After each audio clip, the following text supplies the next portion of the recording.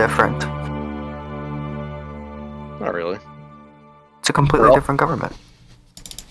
Yeah, this is a completely different government. It's a completely different country.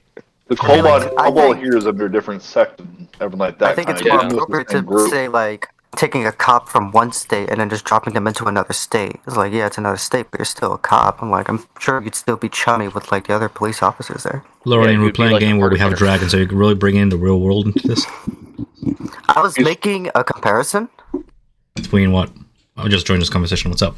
Oh god, let's just get over this conversation. It's a conversation you guys have already had before. Okay, fair enough. After me making Nick and Tom. After me making guys wait all this time, are we ready to begin? Yeah. All right. No, no, 15 minutes. Okay. So I'll be ready. Okay. I'm pretty sure nobody here really needs a review of last session. You've essentially went to the Bone Garden in the Sankar Bazaar, retrieved a figurine on behalf of the Allegiance of All site. And I yet to decide what to do with it, whether to deliver it to the Crystal Chateau or keep it or destroy it or whatever. Wasn't there a specific guard that he wanted us to deliver it to, like outside? He wanted to bring it in. The gatekeeper. The gatekeeper of some kind.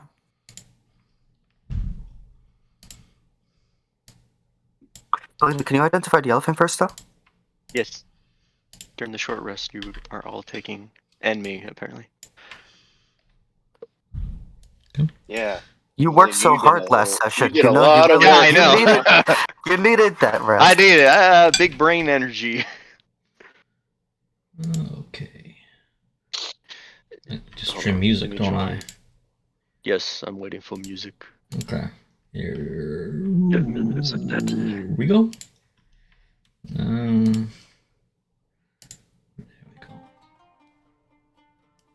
Should be streaming now. Very nice. Okay, so as you know, Zeno is helping the guards with rubble and debris to clear away, and Nia is helping to the wounded. We have you, Melina, identify the elephant over the course of 10 minutes or so. Under treasures, I'll put it right there. It's a figurine of wondrous power. There you go.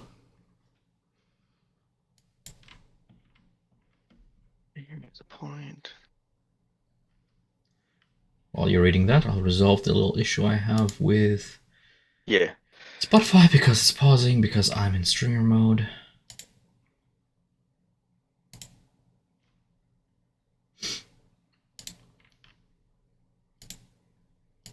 Disconnect. All we did was touch it and pick it up, and then it suddenly transformed. Because of the ruidium in it. Yeah. I think so. You think the ruidium messes with how it functions normally? Definitely. Yeah, definitely does. The cloud giant even told you it's corrupted. Right. Well, the store shop said they call it by ruidum, and then that there's the magic ruidum, and it's like blue or green in color, but then this red stuff, she called you a red, because that's what everyone's after, is the red stuff, but it seems like it's more volatile. However, we've encountered that before within the crystal, but we also saw a lot of that from Elixian's dream when we were in the sunken temple, and how he was surrounded by that red stuff and everything. So it's Melina's hypothesis is that somehow it's coming out into this world. There's like a tear or a leak, or there's something, maybe from his prison, or maybe he's actually down in Kalmaro. And because it's a brand new substance, it's making its way into the magic world, but it's very volatile. But that's just a hypothesis. That's just a theory. Just a theory, my friends. You push the glasses up farther up on your nose. Pretty much. They're over my head now. Pushing it so hard. I'm just checking that Anthony's also with us because I haven't heard from him yet. I'm here. Cool. Present. Present. Timothy. Present. Present. Present. Arms. All right. Okay. So we have that. while handling him, handling with a cloth.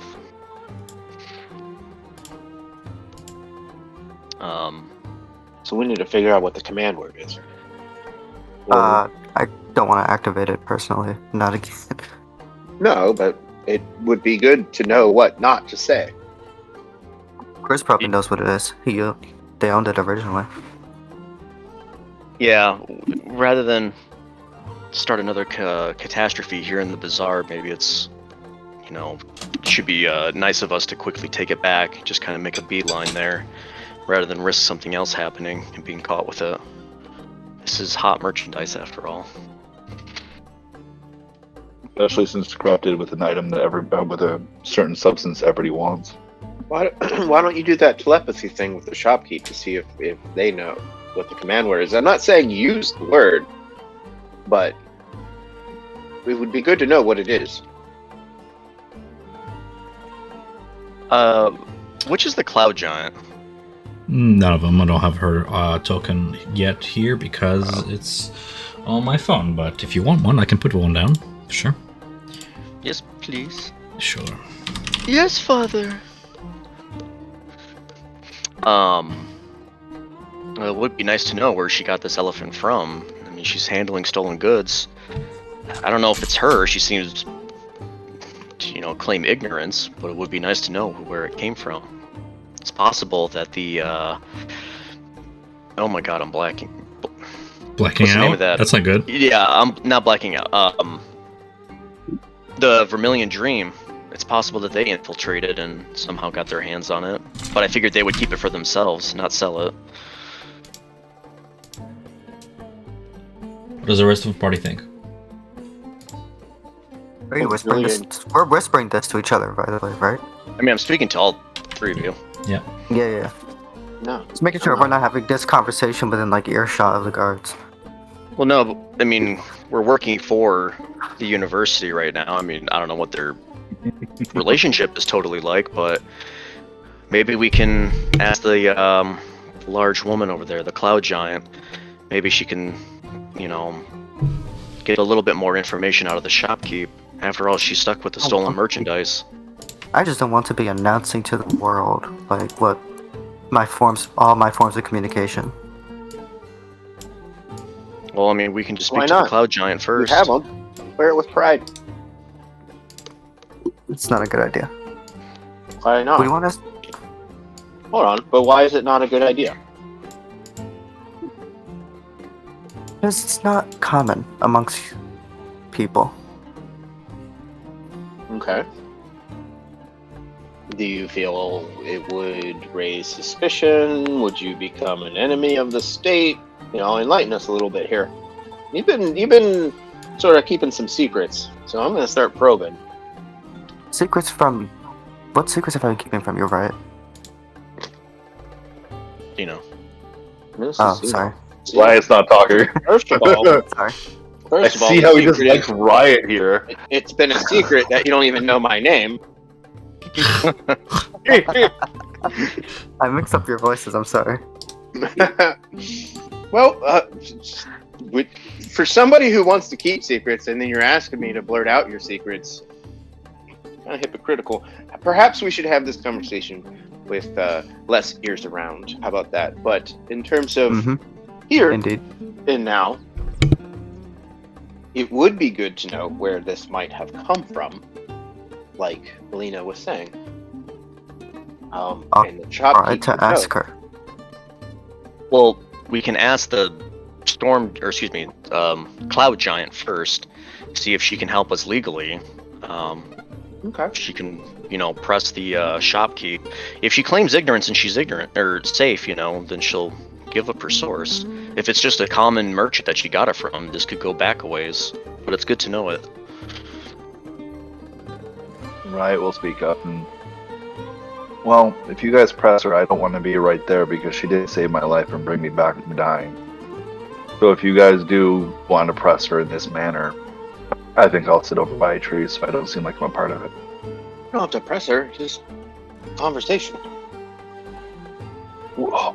From my past experience, if you're holding an item that is wanted, by many people, but also it was kind of given to you upon in fashion from a well-known agency. It would seem that you're putting her in the line of fire of perhaps a lot of trouble with the guards, which could, depending if he has some connections, could put a target on our back for doing this. But I'm just saying this to you guys out of just habit and past knowledge and experience. Well, we've already caused a ruckus. Everyone here already seen our faces and what's been happening, so there's no hiding it. But if she's truly innocent, then she's innocent, then she won't have anything to hide, and perhaps this could help everyone. This might lead back to something larger. More lives could be at stake. I'd rather find it out now than have to deal with something later. And if she feels a little uneasy, I mean, we can ask the Cloud Giant to post more guards around her shop while it gets repaired. It could benefit everyone. I would just say be careful with how you go about it, is all. I'm gonna go make my way to the Cloud Giant. How tall are Cloud Giants? Tom, you're muted. They're about 24 feet, which will be about 2.5 stories tall. God damn. Yeah, she's looming. Is everyone else like just a normal humanoid? Like humanoids. Yeah, you do recognize one of them to be some sort of a half orc by the looks of it. Perhaps something else mixed into his heritage, judging by his almost like silver-like skin, as if he's been like painted over, or maybe it's special makeup. You're not sure. The rest of them humanoid, yeah, because they're armored head to toe. These frilled helms that look like bat wings, sort of split at the head. Yeah. Reminds me of the Night Lords from Warhammer 40k. Right. Anyways, no, it's fine. Approaching the Cloud Giant and her vanguard. Her name is, how do you say her name? It's Rohaya. She has introduced herself as Nurit Surta. Nurit. Okay, I was way off. You can call her however you want. I'll know who you're talking about. It's fine. Nurit. Hold on. Nurit. I don't have my notes up yet. Cloud Giant. There we go. Did she, because I wasn't here, did she have a formal title or anything that she went by? Like when Captain of the Hand of Ord Guard here in the Sankot Bazaar district. There is one captain per district, sort of all operating together, reporting back to the San Herald district and the Cerulean Palace at the city center. Okay. Looking up and feeling just a little bit intimidated because it's just a giant, tall person who would just squish you. Captain Nurit, apologies for this fiasco, but I was hoping I could have a word with you before you leave. A word you may have? I'm listening. I was one of the ones who were here to help with the elephant. Me and my band, and then she'll point to everybody. You had spoken to one of my the Dro earlier, Julian. We were trying to find something of a great importance to the Allegiance of Allsight, and we did find it. It was the figurine that you had spoken about. But I wanted to ask, this was stolen from them, the Allegiance of Allsight, and it would be kind of nice to know, however, where this had come from. Did the store owner give any other names, or would you be able to possibly ask on everyone's behalf? From what we've acquired from questioning her, it sounds to me that she has acquired it from a fellow human. She has given a description. If you wish to be a part of the investigation team to find this individual, we will accept any aid. He is male, perhaps in his mid-20s, copper hair, pale skin, clearly an outsider to the city, not one who has been under the sun. Seem to be wearing reddish, almost maroon-colored leathers, last he has been seen. But we have by description. We will have to do an extraction of memory or the like to delve deeper. This, unfortunately, is most likely a dead end for us. We simply wish for this item to be returned back to its rightful owners and away from the public, into the safe hands of the Crystal Chateau, where it can be sealed beneath the vaults, along with other magical artifacts of its nature.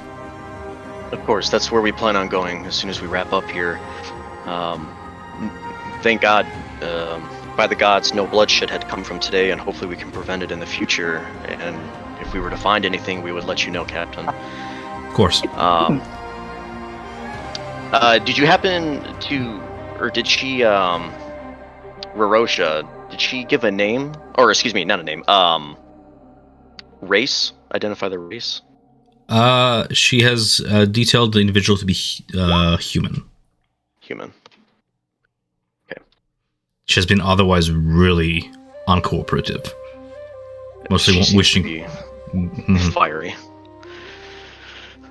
Alright. Question, GM, how did they actually communicate with her if she doesn't talk? Through the parrot. Oh, through the parrot, okay. They are very well familiar with Rosha. She has her own reputation. People have sort of developed a way to communicate with her via sign language, the parrot. She's a local, right? She's been here for years. The captain is very much familiar with her, familiar with who she is and what her condition is. Okay. Well, I believe that should be it then for us, Captain. We'll be making our way back to the university. Make haste. If you're asking, there also is the gift of cloud giants that I won't even make you roll for it. It's, cloud giants, they're mythical creatures. You and I know about dragons in IRL. You would know about cloud giants a little bit. They are capable of telekinesis. Oh. So worst comes to worst, if there's ever a language barrier, she can apply that. Which is probably how she achieved a position as captain. You never know what sort of foreigner or non-verbal individual might come to Corel, right? Yeah, that's true. Mm-hmm. Okay. Just in case she's ever too lazy to just grab somebody and crush them with her hands, just do it with your mind.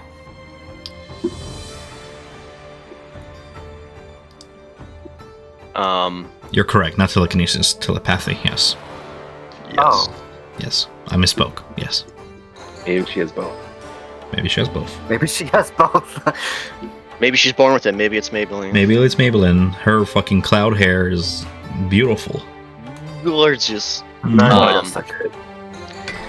then, returning back to the group, Mm-hmm. and I'm just going to say everyone else had heard that.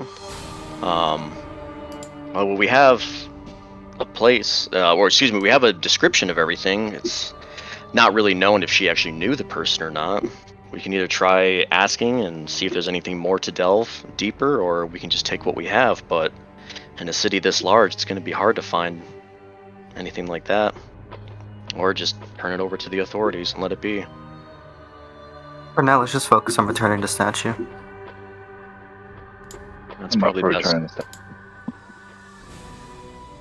Yeah, it's best it gets back into the hands of where it belongs. But it'd be nice to know how it made it out of the university. Either there's a couple bad agents on the inside, some bad teachers, or someone's infiltrating it. But when everyone looks a little banged up, how's everyone feeling now? I wish somebody can clean me off without me going into water. If you look at Ride, he is literally covered in blood from his stomach. Right, just to be clear, are you dipping yourself in the drinking fountain? No, he's not. He's Okay. standing to the side of it. He Fair doesn't enough. like water. Why would he want to jump into it? I don't know. If Melina looks at Riot right now, he has blood coated over his ear, left side of his face, down his torso, dripping down his legs. Like, he looks like he was almost dead. I like how Melina said, thankfully no blood was spilled. I was like, I guess Riot is irrelevant. Well, I meant like death, like. Yeah, no casualties. Oh, okay. Well, Rorosha is the reason why I'm not dead right now. Alright. very much Melina, to can you clean him up? yeah, along with Melina, very much to her character. Nia will also give you a hand with that. She'll spend a app-casted Cure Wounds on you there just to get you back into shape. Oh, I'm fine. Currently, I'm fine. I think he was asking for like a prestidigitation. Prestidigitation. That's what I'm Yeah. looking for. I don't have that. Nia does. Understandable. Yeah, Naya has it. So Nia will give you a hand with that. Thank God. Are you ready to go back to the Crystal Chateau and meet this guard? The gatekeeper. Or guard, Yeah. whatever. Yeah. Tom, you said that the person was blonde hair, hasn't been underneath the sun, wearing red leathers. Copper-haired, bright skin as if pale, somebody who did not spend much time or like their life here in under the sun of the desert. Maroon leathers, red in color, close to like red-brown, somewhere in their mid-20s. Oh, shit. I'm now noticing. Putting two and two together, we know that the Vermilion Dream, they like to dress in those colors. It's possible that they had that. I'd hate to say it and think it, but it's possible it could have been someone that we know. But I would like Possible, to not likely. assume that. I don't think they would have that kind of a hand in this. That wouldn't make too much sense. If That would be they did, lightning it would be quick. because of Neem. Because of what? Neem. Neem was very happy when she was in Bazazan Inn, standing at the head of the table. And I remember when Irvin came over to me and us when we were having our little celebration, he was very off. Like he was worried about something. Like something was starting to fall out of hand. I believe they are working with them, but I don't hope it wasn't them who did this. You think that's it? It is simply a thought that jumped in my mind, but I'm not going to believe it until anything is proven. It sounds like it likely is. And out of respect for our friendship and cooperation, I don't want to pursue them. Me neither. It's very relevant. It's possible, but I don't think that's it. If you haven't really picked up on some of the dialogue, and especially Maggie, I think Maggie is the biggest dead giveaway. I believe her and Irvin, I think they're consecuted. Being far away from the beacons, if they die, there's no coming back. When I asked Irvin about his speaking of the goblin, it's from home, he said. And then I believe, Tom, I did agree for him to teach me some words. I don't know if you'll let that happen or not. Yeah, and you came to an agreement that should you come together once more, he'll be more than happy to, Okay. teach you the language a little bit. It could be simply from a past life, other lives before. It could be. He definitely didn't seem like he wanted to talk about it, though. Perhaps if we become more friends, he'll be more wishing to delve into more of his past than his family. Well, I'd also hate to say it, though, but if he is responsible for this, and I don't want to say that or jump into conclusions, but well, I guess we'll just deal with that when the time comes. But Let's go to the Crystal Chateau then. Yep. Alrighty, walking and talking.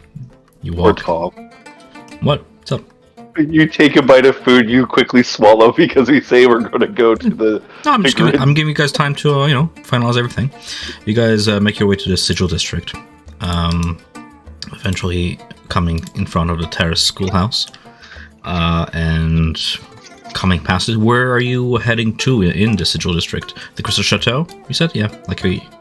So I'll put this here. Yeah. Mm-hmm. We're going to a gatekeeper? Rashid?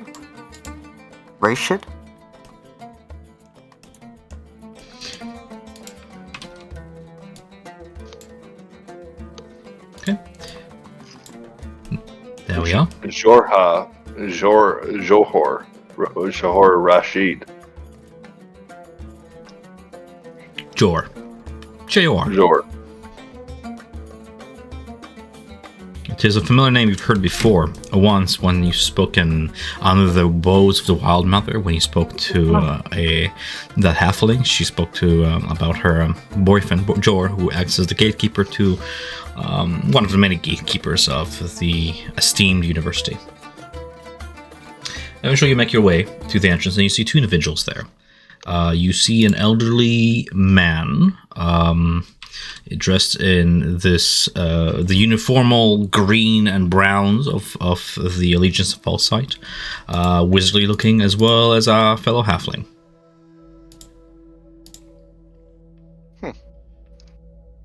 We haven't run into these people before. You might have seen them on the campus, but you have not interacted with them per se. Okay. And they're at the entrance. Are they just speaking to one another, or are they waiting for someone, like standing politely or anything? They seem to be like both doing both, waiting for somebody and speaking to one another. One of them is probably our guy. I think it's the halfling. I don't remember. I wasn't there, but sure. But we can just ask their names. Oh, come on. I will start approaching with Julian. As you approach the entrance to the Crystal Chateau, the elite university, they turn their attention to you. The elderly man steps aside, not saying much, while the stout, barefooted halfling steps forward and speaks up. You're not in uniform? What do you have? What business do you have here? Hello, we're looking for Raya Sheet. Joy! At your service. How can I help you? We bring a delivery. And Julian will gesture for Melina to bring forth the figurine. Ah, post-hasteful. Appreciate it. Yeah, careful with it. I'll leave it in like some cloth that I have and leave it wrapped and hand it to his hands and make sure he has full grasp of it. Ah, look at you handling it all careful like. Wise. Well, we don't know what the command word is. You better not say anything around it. I don't want to activate it in the middle of the city by accident. Well, it did go off in the middle of the city. That's unfortunate. The bone shop is a little bit more destroyed than usual currently. So let's get this back inside. Lemuel, if you mind. And he turns to the elderly man and hands him the statue. And as he sort of pockets it into a little like bag of holding he has on his side, the man begins to step away into the vaults post haste. Right, well, your job here is done. Anything else I can help you with? Would you let Grids know that it is done? Yeah, sure. Can we speak with him? Because, yes, I mean, you can do whatever you want. I'm not going to stop you. Oh, okay. Oh, also, we met another halfling called Nessa. Are you from Kimmel too? Yeah. Long way across the ocean. Well, if what my hope comes to pass, perhaps you can tell me a little bit more about like Kimmel, and I can perhaps create a small environment within the garden that represents your old home. Oh, that sounds nice. Yeah, well, I'm a little bit busy. Keeping vigilant. All sorts on this campus can be letting just anybody into the university. But, should you come by whenever, even fall comes, I will maybe share a drink with you and we can discuss that. Just not while I'm working. I think that's fantastic. Also, I would like to tell you that Nessa told me a little bit of your home, and if you want to go and see, there are some cattails there for you to look at. No, she loves those. That's nice. Well, you all have been a great help. Unless there's anything else I can help you with, then be on your way. I can't have people just loitering about. Let's go to the schoolhouse. Wouldn't you want to know possibly how this had happened, or? I'm sure I'll hear about it from the uppers. Let's tell Grizz about it. Is it something that's going to affect my current duty here? Probably not. Unless you would like to keep the items safe and be on the lookout for someone who infiltrated your vaults. Seems like it's a lot easier than what You think? We've been at it for more than a week now, trying to find whoever stole this from us. We got our hands all over that. Don't you worry. And in terms of the figure, he already points toward Lemuel, the individual here referred to here, who's already like stepping up to the stone steps and sort of looking over his shoulder to see if anything else is needed from him. Seems to be keeping it safe for now and probably putting it somewhere even safer away from the public, so they're on it. Just Mm-hmm. inquiring, but like, Of course. then you know of the description of the person who took it? But you do. I do. We do. It would be... This guy's kind of rubbing me the wrong way. You should.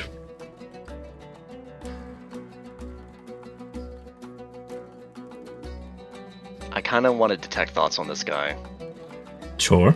but I won't. Okay. No, I mean... The guy's just like, yeah, here, we'll just take it. Just give it to me. All right, see ya, peace out. It's like, bro, like, you're getting infiltrated and all this shit. Like, what? Julian's gonna quietly say to Melina, it's like, he's just a guard keep. If he needs to know it, Grizz will tell him later. Grizz is the top guy here. We can talk to him. We'll speak to Grizz then, since you seem so uninterested. He takes a bite of some lunch he has because he doesn't seem to get any breaks on his duty. Like, well, yeah, off with it. Thanks again and all that. He seems very expeditious in you guys leaving. Rye will offer him a good berry. In case you don't get a chance to eat your full lunch, this I will appreciate it. I don't hydrate take food from strangers. It is sweet in fruit. There's no harm in it. You So can this even guy get has- poison. You have done your job, my feline friend, but I cannot accept this gift just yet. I do not know you. We have only just met. And as much as I would like to trust your word, I am a wizard, and I know how very much it is easy to use some of Nistel's magic to hide away poisons and such. So, not to accuse you of anything, but I cannot accept that. I have a duty to fulfill here. That is a shame. Perhaps you will like to try it next time then. Maybe. He takes his job very seriously. Right, we'll head off. Apparently they do things different here in Marquette, but alright, let's go talk to Grizz. I don't know what that means, Nick.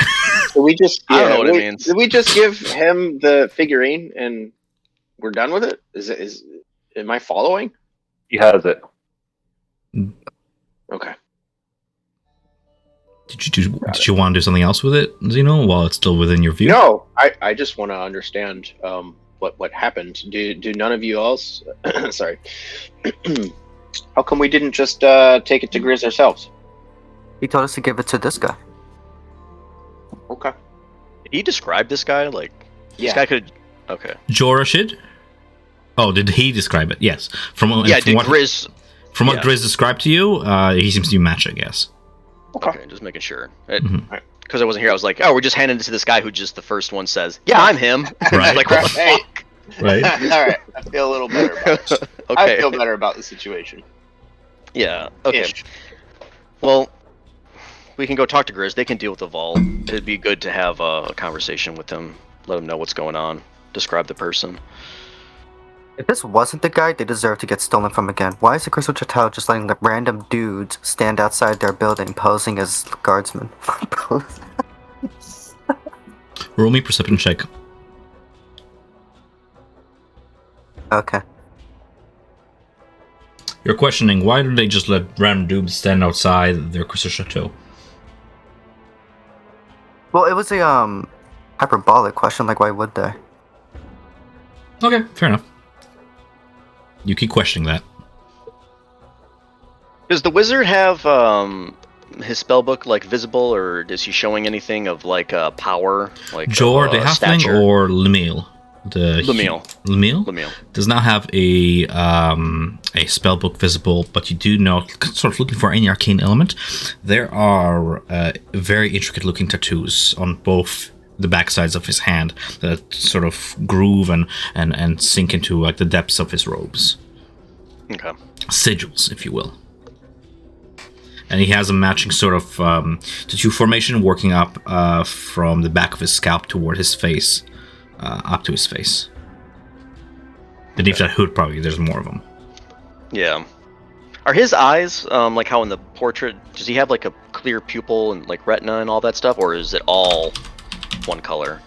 It's almost all one color, but he doesn't have pupils. He can see. He's just currently under the effect of some spell.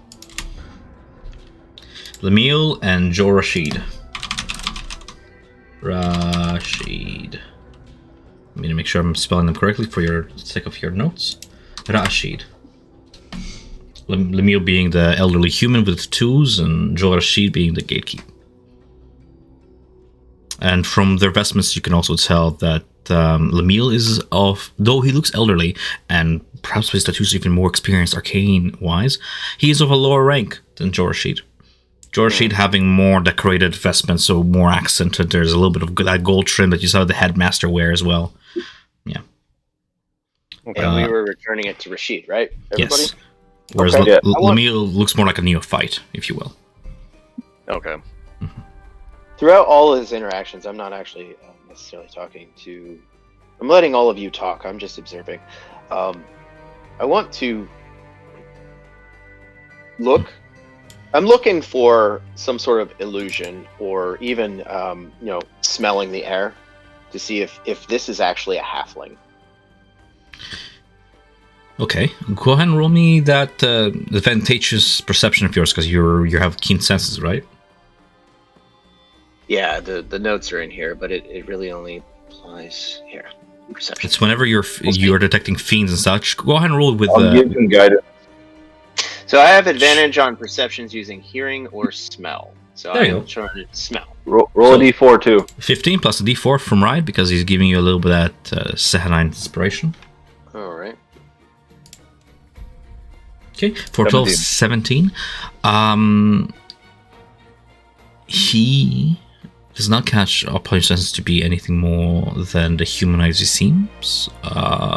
You don't detect any fiendish sulfuric sort of smells or anything that's really elevates your suspicions any more than you already are suspicious of, right? By smell alone. For all intents and purposes, your senses tell you that he is what he seems. There's no illusion to change his appearance in any sort of way. Okay. Okay?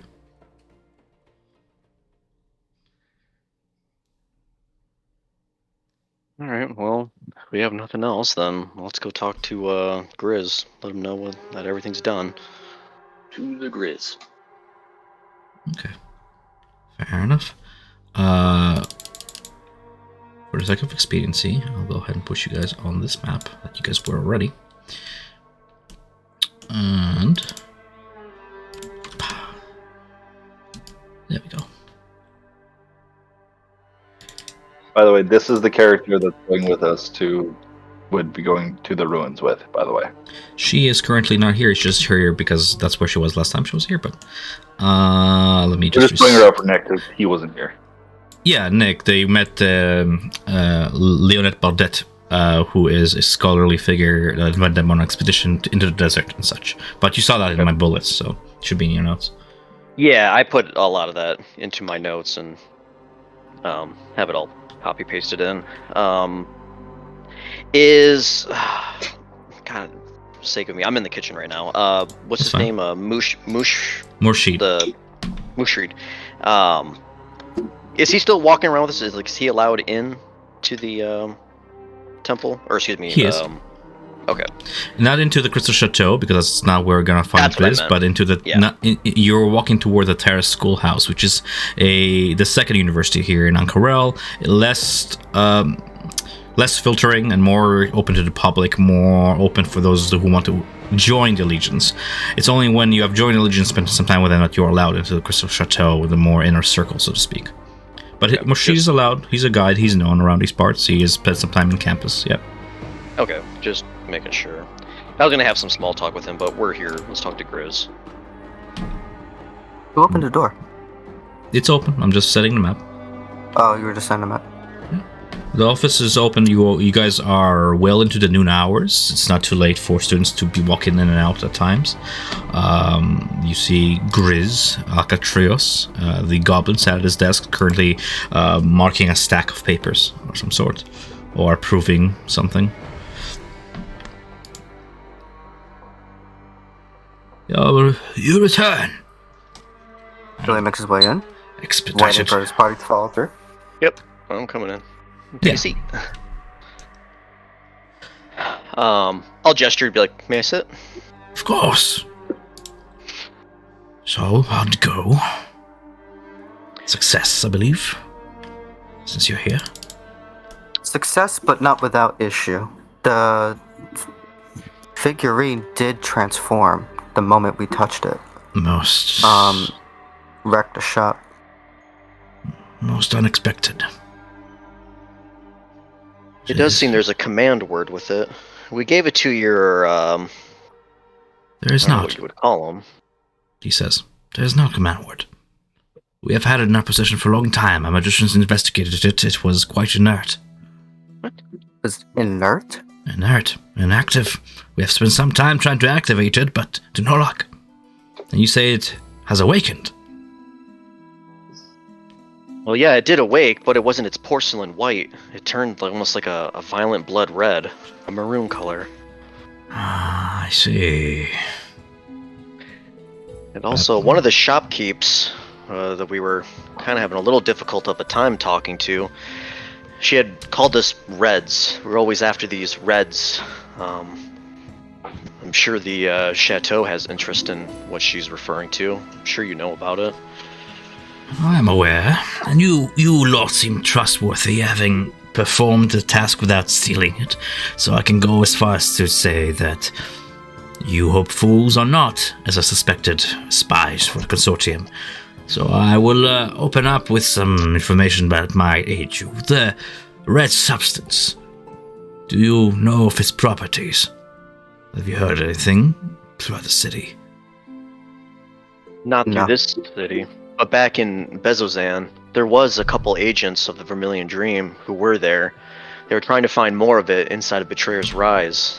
One of them, a tall feline named Neem, she had mentioned that it seems to be very volatile. He's writing down the name as you're speaking to him. He's writing down this information, recording it. There was also somebody else who wanted to go into Betrayer's Rise, trying to get anybody to risk their life. An Aloysia Telfin. We're very Tall much familiar elf. with that one, yes. Well, then I need not to say more. Hmm. But it's still a fairly new substance. We only know very little about it, but we Well- have a couple leads. For you to join us, you would need to learn about it and quick. It is quite a commodity around the city. Ruidium is the name. Named after the Red Moon, I'm sure you know. Yeah, of course. As we are chasing down rumor after rumor, I'm trying to piece this all together into a more logical, scientifically proven formula in front of me. Some facts, if you will. But until such a time, we'll have to continue chasing these rumors and see what is true and what is not. The elephant is the first step, but since you're so deep, there Ryan's is gonna another. lean for. Go ahead. Ryan's gonna lean forward and look at Melina. I know that the little flask you took of the water we found was large enough. Perhaps a vial could be shared with them. Yeah, I still contain it. That wasn't Could Rubidium, we- was it? Can we put a little? Yes, it was. Could we? I pull out a vial. Could we give them a little bit of it to let them look at it? Yeah, I mean, more than happy to. Just maybe just be cautious with it. But inside of Betrayer's Rise, we found this red liquid. Side note, real quick: is it actual like liquid ruidium, or was it just some kind of? It is red? water.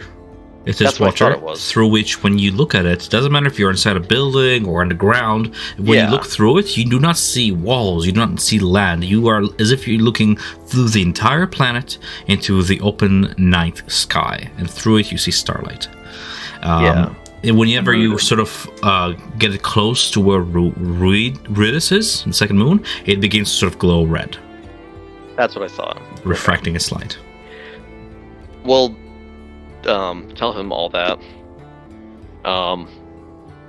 It's a very curious substance. It's, I don't know, we found it. Try to get as much out of there as we could. You see concern begin to sort of crest his face. If it is As you say, and this has any connections to Viridium, that is most concerning. We've only just started to step into its properties as it has begun to enter the city. Perhaps you can help us with this then. Speaking of water, as you might be very much aware, the Allegiance of Allsight is conducting a massive excavation project in the Sigil district. Here, not too far. It is an effort to explore the ruins of Kal Maro, a much older city below Ankarel. It seems that ruins, water are recurring themes. Well, the Allegiance has heard rumors of another entrance into Kal Maro that runs through the city's oasis. If you would be so kind to continue your good endeavor and please do us the favor of investigating these claims of another entrance to Kal Maro. I am authorized to pay you and your group 300 gold pieces for your time and trouble.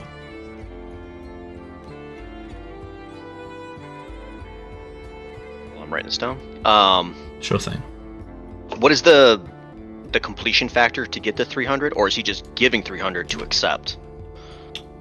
For your time and trouble upon completion. Okay. Yes. Just to investigate that this entrance to Camaro exists? Yes, just to confirm the rumor. This is not something that he has proven or anything, but if it is truth, then he would very much like to know. Well, this is actually perfect. This is aligning with what we're looking for. Kal Maro was mentioned to us from the vestige in these dreams that dreams and visions that we've been having. If you would give me the time, I wouldn't mind throwing a small hypothesis at you, maybe to kind of help, I don't know, maybe help with some deep thinking.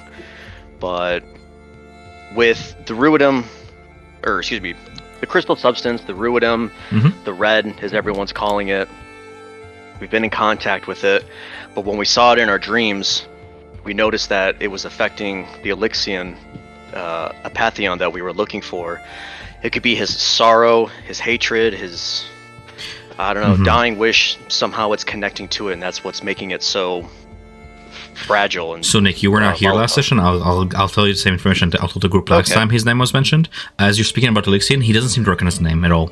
He is dealing with Viridium. That is something that he has seen with his eyes. He is dealing with rumors that he's heard. When you say Elixion, he does not even know what you're talking about. Yeah, so you know. That's fine, because I just want to connect those two and let him know that these are Melina thinks that these are somehow, they're connected. So if he would entertain that idea, it's up to him. I would entertain facts that you find. If you do find who this individual is that speaks to you through the vestige, we will be able to record these and compare them to the historical records of the Cobalt Soul Library, perhaps. But until such a time, I'm afraid I cannot help you with even adding to your theories. I simply have never heard of this person before, and I have heard of many. But do not threat, for that is never a dead end, for we are both acolytes of science. Perhaps the deeper we delve into the correlation between this red stuff and this elixir, the more answers we will acquire. I shall mule and speak to my fellow Cobalt Soul contacts and see what they know of this endeavor, but I more than welcome you to do the same, should you find a time. Well, we actually have a meeting with the curator here in the next day or two, so we'll definitely be telling them. As a member of the Cobalt Soul, you and the Dragon Boar are more than welcome to enter the temple at any time to speak to them. If this seems more urgent and cannot wait to 2 days, consider paying them a visit. As for your mission, I do recommend that the sooner you get this over with, the sooner you will get paid. I know how much you adventuring type love your gold. Well, it's definitely helpful. Does anyone else have anything? Yeah, I do. Grizz, you had mentioned that you're trying to decipher rumors. Some might have validity, others are just that rumors. Tell me, what rumors have you been hearing? Well, the first is the second entrance to Calmaro, which might serve as a smuggling point for the consortium to bring more ruidium into the city. We have been vigilant to secure it and keep it in our vaults to be studied by those who can handle such magics, who truly understand them, not mere fanatics and folklore chasers. And we're under command of the Hand of Ore to keep it out of the streets, out of the markets. Aside from that...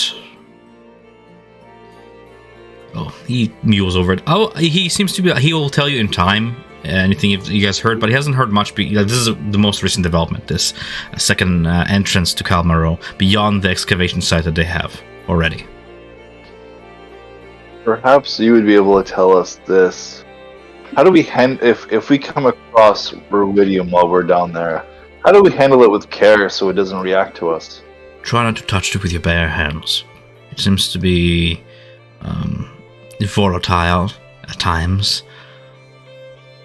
Cloth it somehow, or otherwise put it in a lead box. Is my recommendation. Lead box? Well, handle it like you would handle any corrosive substance, pretty much. This is a general recommendation, right? A lead box usually helps protect from other outer magical auras, such as divination or some spell that might activate it remotely. Lead tends to block magic, it being one of the worst metals for the weave to penetrate. Okay. That wouldn't hurt trying to find one of those boxes, get one made maybe. Since you're clearly the leader of the party, he turns to Zeno, after what I've heard, what you've done with that rope trick, quick thinking there, I recommend that you take your lot in ilk and speak to one Charlie Krugen. He is our supervisor of the Life Dome. I shall let him know you're coming, along with your lot, and he will be expecting you. Come, say, early afternoon? Okay, yeah, that sounds good. What, team, as you heard, I'm clearly the leader now. Sounds good, everyone, right? Yes. Indeed. Tell us when to go, leader. Right, well, under his hand, will cast Druidcraft and make a small skunk smell here around Zeno. Aw, that's... Why are you like this? Please get out of my office. I will have no such tricks here. Go! One last thing. No, last things. You've skunked my office. He farted. We all know you did that. Yeah. I've done nothing. What was his name by the supervisor? Charlie Krugen. Here we go. Charlie Krugen. God, fucking, why does every name have to have 500 letters in it? What was the last thing you wanted there, Julian? Rorosha says you owe her a wall. Your figurine did destroy her shop.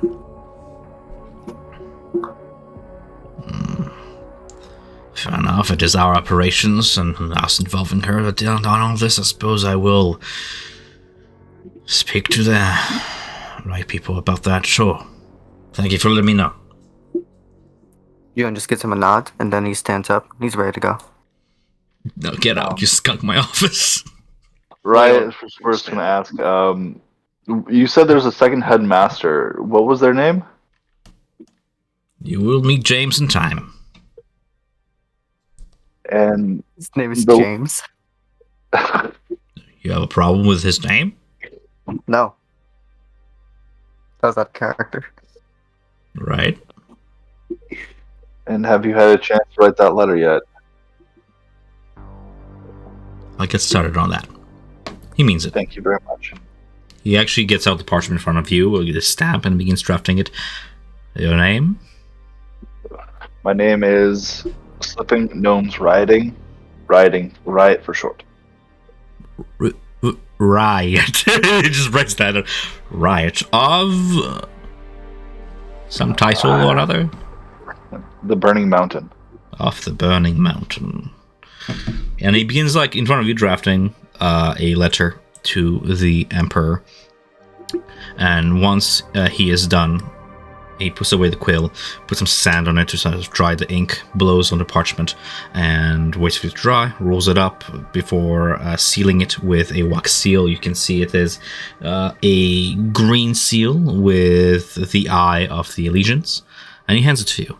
Deliver this to the Cerulean Palace. Ask for... what was her name again? The right hand of... God, I do have this. Sword? Emperor Grand Maven... Gamashega. Gamashega. Yeah, Gamashega. Deliver to Gamashega. Gamashega? Yes. This will get you an audience with the right people for your Thank you. deed and everything you need. Thank you very much. And Riot will cancel the spell, and the smell of the skunk will be gone. Appreciate that. Please don't skunk my office. Like, be nice to your fellow mates. They might decide not to save your life next time. No one tried to previously. All right. On we go. On our way out, I'll just Mhm. mention the description to him. Maybe he knows someone of that demeanor. He seems to agree with you that maroon robes very much is in line with operants of the consortium of the Vermilion Dream. Hmm. Of course, as you also have said, he agrees with you that seeking out a human of copper hair in their mid-20s is needle in a haystack here in Ankarel. Yeah. So he very much agrees with the captain that that is sort of a dead end on that information alone. But you know better. I know better. Let's hunt some dude. Mhm. Why do you want to go after them? They're just gonna keep stealing. That's not our business. Not your business, but this is a sister company or a sister outfit. As Riot leaves the office. What is the Emperor's name, by the way?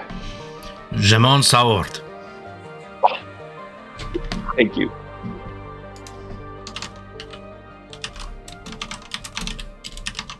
As if you don't know. Yeah, man, I asked just for that reason. I had to know. I had to know. As if we were going to pretend we're going to watch the season and a half of Critical Role. This is gonna be great. I won't ruin it for anybody else in case it ever happens.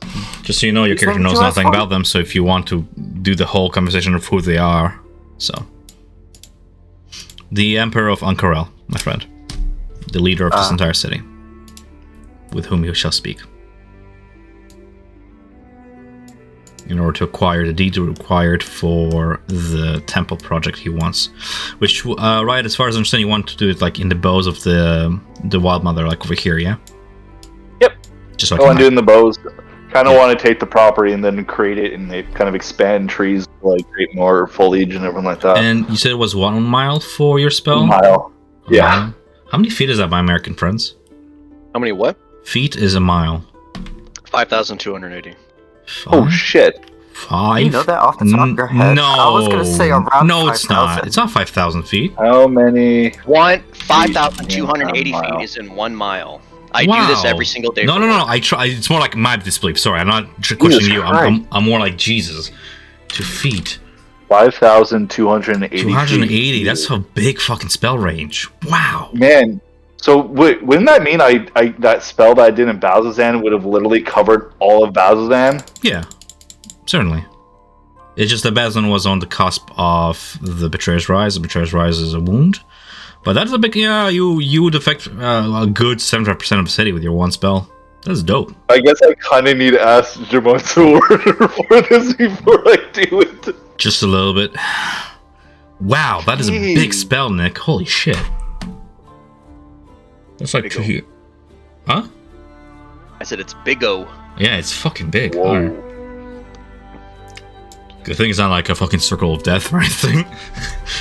Kill everything.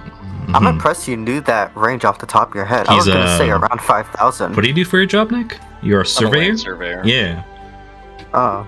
I have to use those measurements like every day. Yeah, I bet. Wow, I didn't realize it would affect the river district. Yeah, it's good stuff. A tree that feeds off the river. Does the Alright. spell say it has to be a mile long, or is it like up to a mile? Can you choose to make it smaller? It's a good I question. actually don't know that question. Plant growth? I mean, I usually flavor it what people can choose because they're the ones casting the All spell. Nora plants in one. Oh, it's 100-foot radius. Yeah, 100 foot. 100 foot. I was like, a 1 mile radius. Yeah. It's a big fucking I was gonna spell. say, Yeah, 100-foot radius. What's That's that? much. Says if you cast a spell over 8 hours, you enrich all the land in half-mile radius.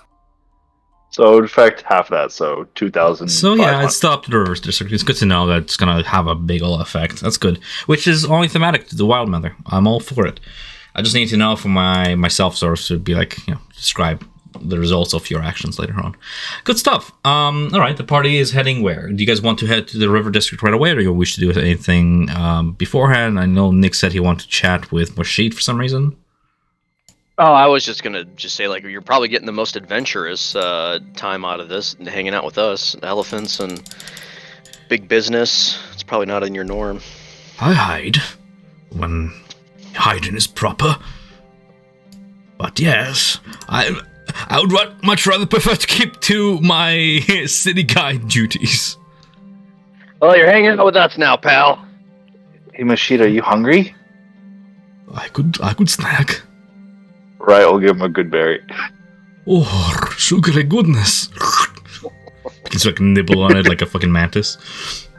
He has like two of his like front hands, which are like normal, humanoid size, and then he has two like little T-Rex hands, the insectile ones. He just like grabs the berry with them and begins to like munch, keeping his two other hands free. Is Rashid the only one that likes your good berries? It seems that you guys don't seem to want to eat them. They're sweet, delicious, full of fruit. Like, they will feed you for the whole day. I know Julian doesn't want them because he turned his nose up Stop at them already. gaslighting me. I never said that. I denied it once because I wanted to eat a proper meal. And Stop gaslighting me. Yeah. It hurt my feelings.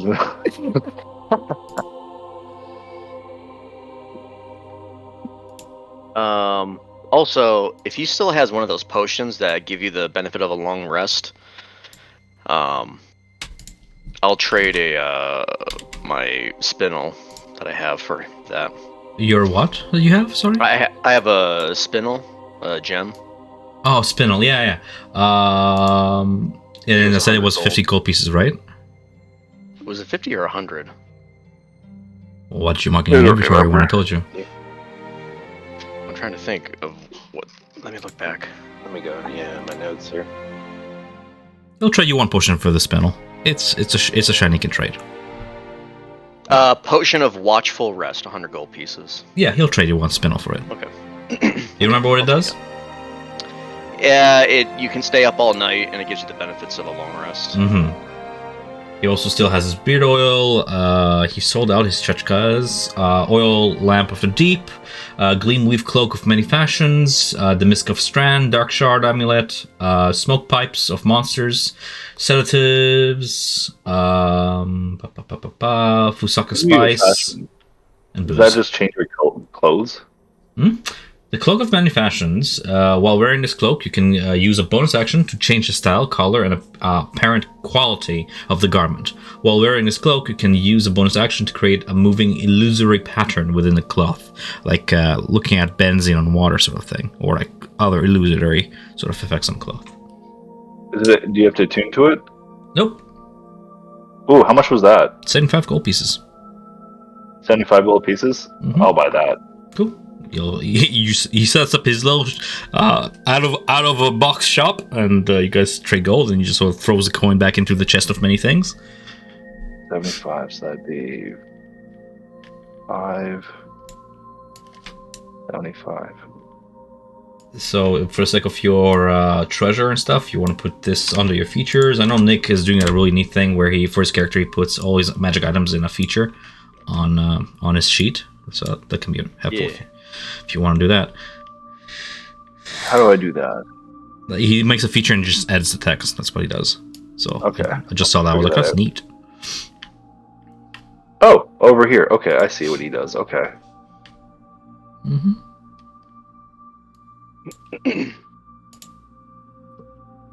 For the pipe of monsters.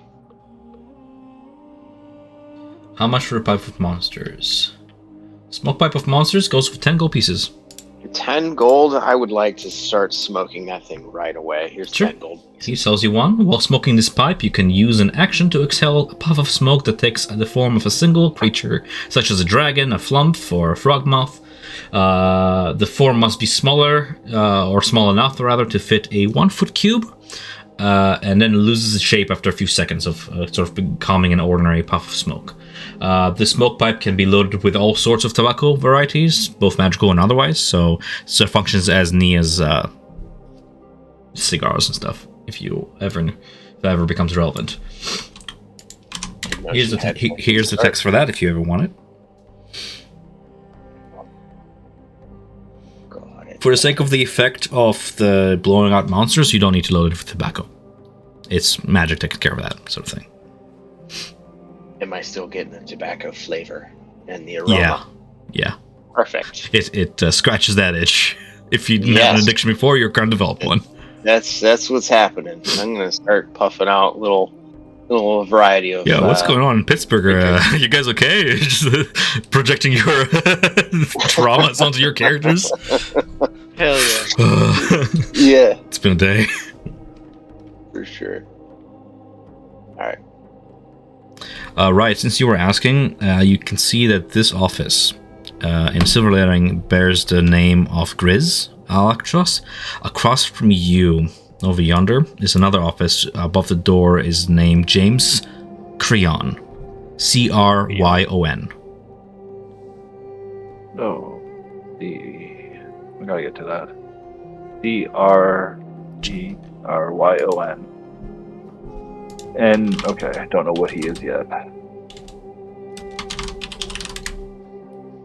James Cryon has a temporary office, but it looks of it, it is not often visited from what you've heard. Speaking with Grizz, James Cryon overlooks the Crystal Chateau University. That's his primary. That's why they have 2 headmasters. Make sense? Yeah, and he looks over the school.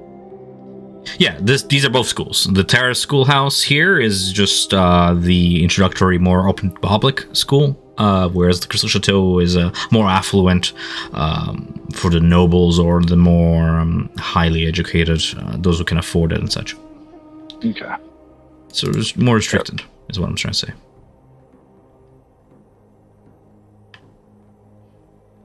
Elite. Question real quick. How much was the pipe? Pipe was 10 gold pieces, and he has a bunch of them. I'll buy one. Cool. At monster battles. Pokemon battles. Pokemon smoke battles. Bakugan.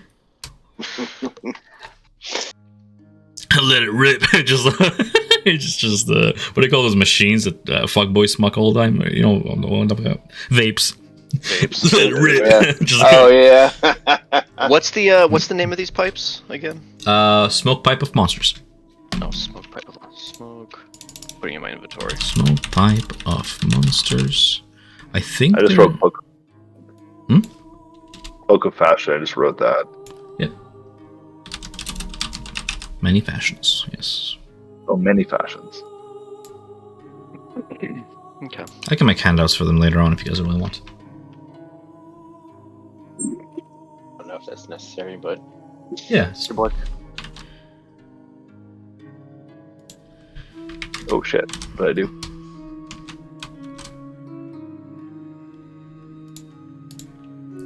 All right. Well, Like this, right? For example.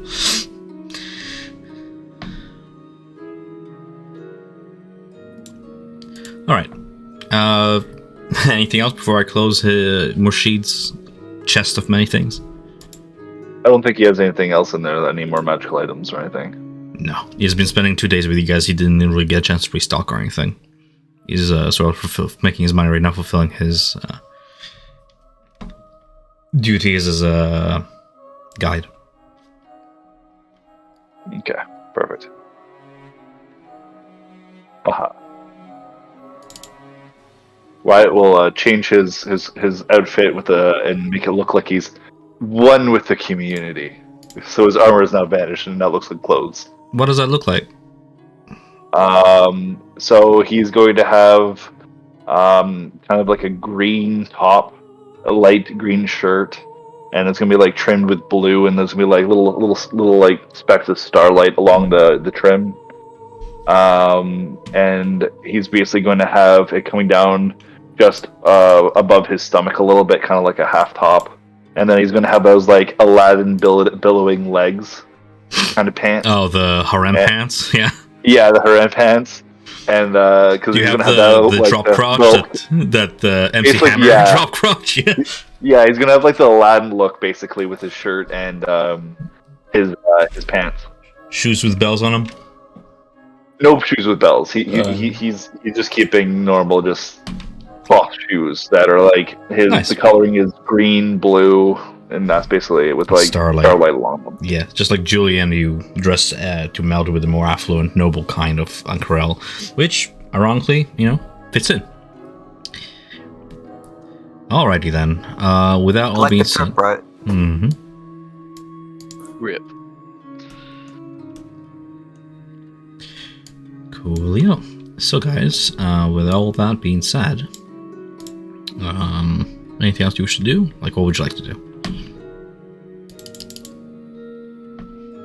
Well, this afternoon, right, we're supposed to meet with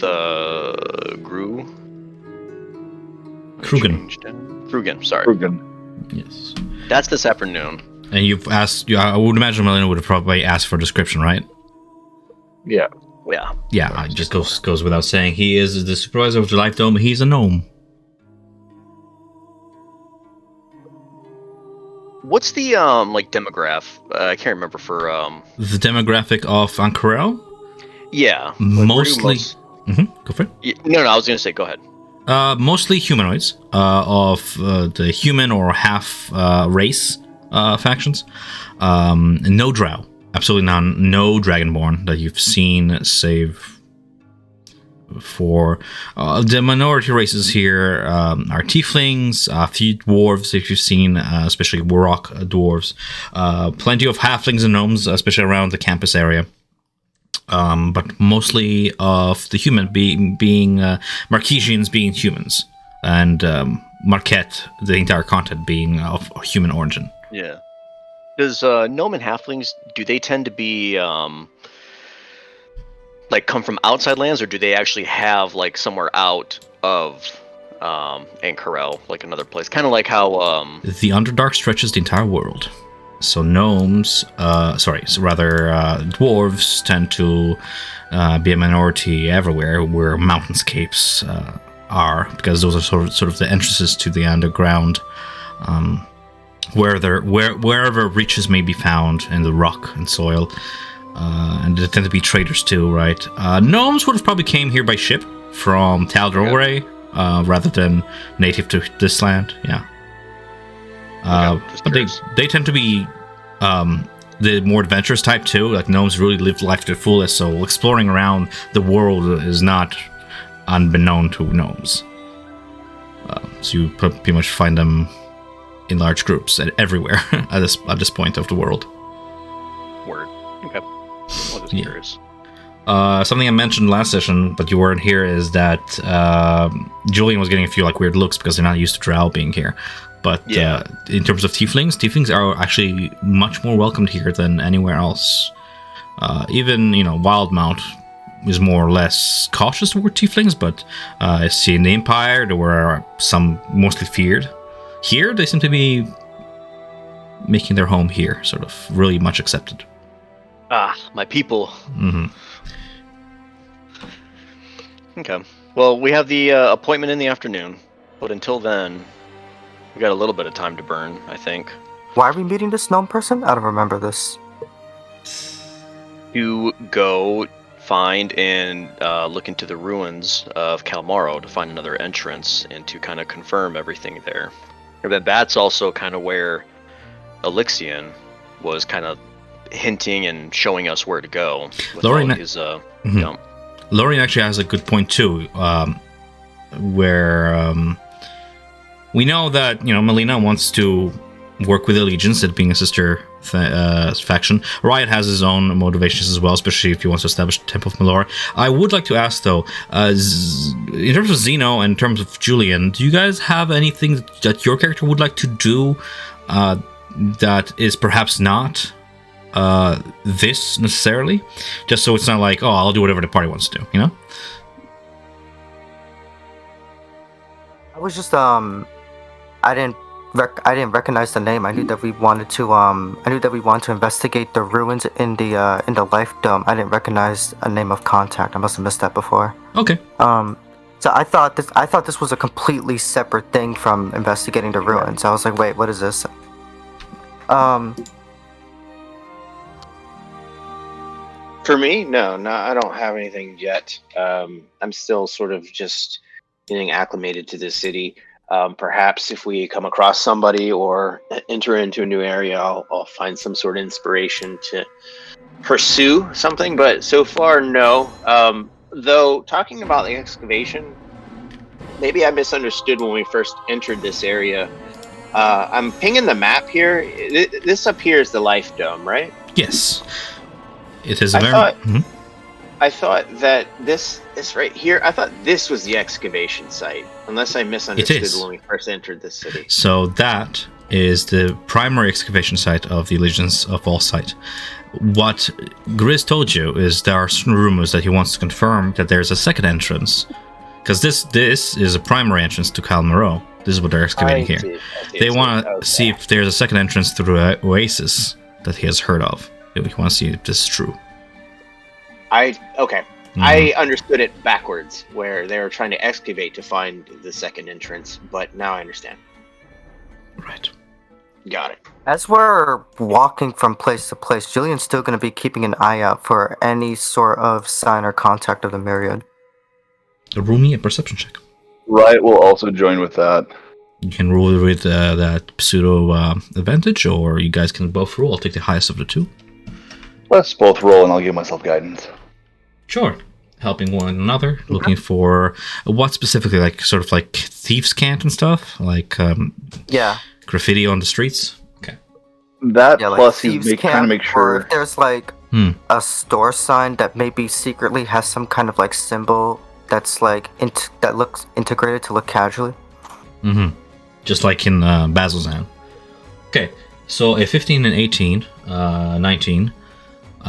You glance around looking for any symbols of that 5 knife crests, the wavy blades that spin out. The symbol. You pass by many shops and find none in the Sigil District. At this point, pretty confident that perhaps the Myriad does not operate here.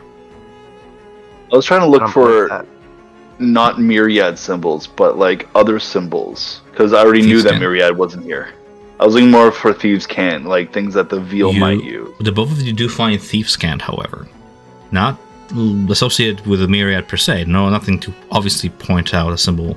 But you do find a graffiti on one of the more back alleys that denotes that this alley specifically is not often patrolled by guards. Therefore, in the dead of night, would act as a good exchange point for either hiding away or making a quick exchange of goods in between a faction of the illicit and a buyer. You do find that thieves can't scratch on the wall. Sort of like, have you ever seen, like, in real life, like hobo scratches? Like those triangular... Sure. Yeah, it's along the lines of that. So there is illicit activity here. There is another organization that operates here. It's just simply not necessarily the Myriad.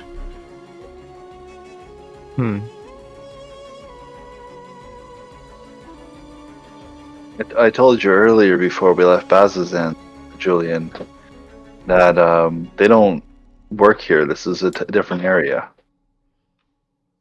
I wasn't expecting it to be the exact same people, but it's such a big and powerful organization. I thought they had their tentacles everywhere. Not over here. This is the one few places that most places do not. Not even the other rivals. They don't have anything over here either. This is very much held by the Veal, and I mean, if anyone tried to get a foothold, they probably would squash it out pretty quickly. If you're looking for anything, you might want to find somebody of the Veal and then perhaps put a good word in. Or try to become a liaison, perhaps. But our friends are not here. We are alone. Are we saying veal or veil? Veal, sorry, veal. The veal. Veal. Anybody want some veal? Meat. Who said meat? Veil, sorry. As you guys are sort of shopping around, you do follow one of these thieves' cant symbols to denote good deal.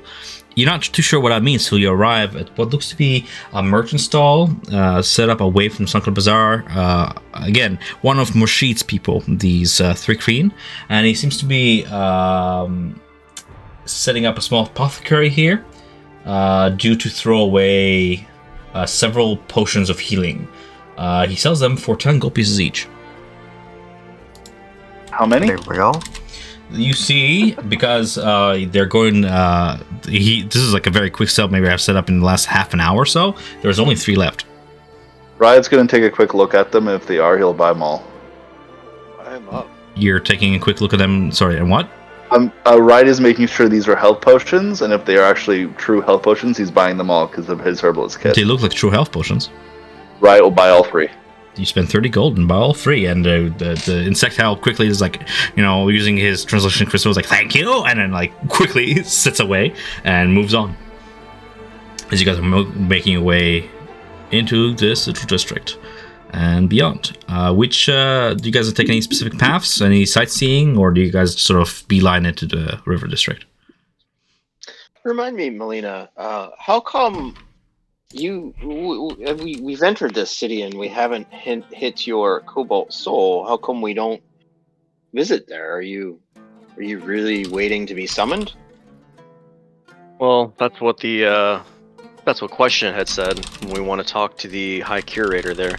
The High Curator is the one who basically calls the shots, and so for me to come when I'm not summoned would be kind of rude in my eyes. But with time and everything that's explained, giving them time to sit on what the information that Question has given them, check the library, and then when they're ready for us, they'll summon us. Me and, well, us, everyone.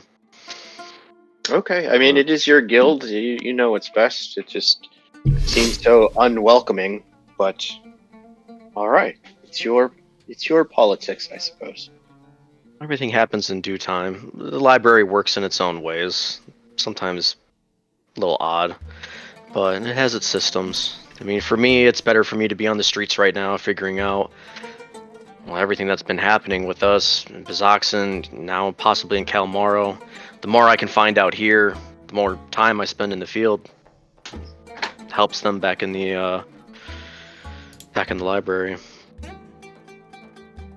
All right. Well, I assume we have this conversation as we're continuing on towards the district. Of course. As you guys are continuing on towards the district, you do pass by on the path there this site. I'm just going to show you it so you're familiar. That way, if you ever come back here, you know, like, oh, we've been here. You see this. This is the excavation site, and this is what it looks like. It is guarded. I'm just not going to put guard tokens there, but, that's the size of it. Is this the first one that is a known excavation? The known excavation site. It looks to be what used to be like a town square that they've just unearthed. Around you, there's still buildings, still a bustling city, and it's just, and amidst all that is a sudden, what looks to be like a mine shaft. I don't see any handrails. I don't think OSHA would be very happy. I'm calling a complaint. Right. File a complaint. I'm gonna get them fired. This is much larger than I had imagined it would be. If I do want to go down, I want to at least look over the edge. Yeah. Like, I don't think how far down can we see? Go ahead. You don't need to roll anything. It's fine. You don't see a bottom. It's just like on the map. You see everything disappear to darkness. Now and then, these crates are being brought back up from the bottom, and they have these little motes of light, it's an enchanted crystal that glows in the dark, and you can see it sort of ascend and descend into the depths, but you don't see a bottom. It seems to be going down into the abyss. Deeper than 300 feet. Absolutely. Oh my. Yeah, I would share. That goes way farther than my vision. I'm sure it would go farther than most people's vision. The city must be really, really buried down there. Julian doesn't know about your 300 feet vision, so he's just like, yeah, of course it does. I mean, Well, Julian saw it, my eyes changed, and he didn't ask. Is there like a bunch of Physically workers? changed, like color. yes, I just don't have their tokens around. I'm also Okay. looking for the You're fine. actual handout to Yeah. see if there's anything else I should mention. Was once a public square has been converted into an excavation site from where the Legion of Oside conduct its exploration of the ruins of Kal Row. The maw is 150 foot in diameter. Roped off, there are actual railings, it's just not on a map because whoever made this map is like, no, OSHA, fuck you. Roped off, hold admission, gaining admission into which is prohibited to all except the holders of an Allegiance of Allside badge, which, as I'm reading this, Zeno, eventually, like, a couple of guards notice you, and they're like, telling you to get away from there, and they're just kindly, but, still sternly, telling you to step away from the operations. There are workers around. A 10-foot wide path spirals down along the edge of the maw, descending hundreds upon hundreds of feet into below. Among the guards you see commanding them are these patrolling veterans, not in that bat-looking helms or that ruby armor. They seem to be dressed like mercenaries. Burly, you even spotted like a half-ogre among them. And they're all bearing these scars along their hands, their faces. They've seen combat like many, many times.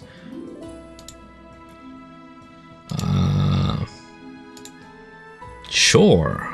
Sorry, I'm looking for the tokens just so... Okay, so there's 5 of these patrolling the rim of the maw on a lookout for the unauthorized visitors that eventually catch Zeno and sort of bring him back away from the other workers. There are several other scholarly figures, and among them you recognize an Allegiance of All Sight one. He is a orc by the looks of it, and doesn't tell me his gender. Another gender-neutral person. Yeah, no, hold on. Yeah, no. Oh, I was just looking at the wrong person. I see. I'll show you what he looks like. He's not an orc, he's a tiefling. See, a lot of tieflings in this city. Yeah. Sorry. I wanted to show you guys this place, but I also forgot I didn't put any tokens on here. There we are. When Zeno is sort of getting pushed back toward the edge of the excavation along the 2 scar-bearing guards, relent, and the tiefling steps forward. You see he is dressed in very much decorated ornamental robes of the Allegiance of Allsight, but a sort of a veiling hood of purple and that matches his jewels along his horns. If you ain't got business here, step away. Hey, okay. I was just curious. You and 1,000 others? Start moving back. Well, we actually... Oh, no, we don't. Not here. Never mind. Yeah, we're heading to the Life Dome. I was going to say we're looking for Krugen, but... You notice, however, as he makes you step away, he doesn't seem to mind Nia and Melina.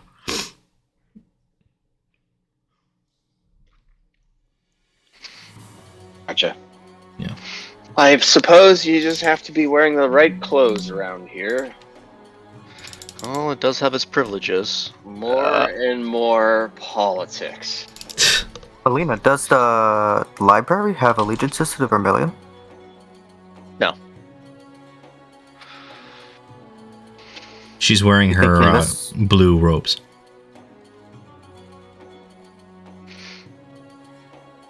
I have mine.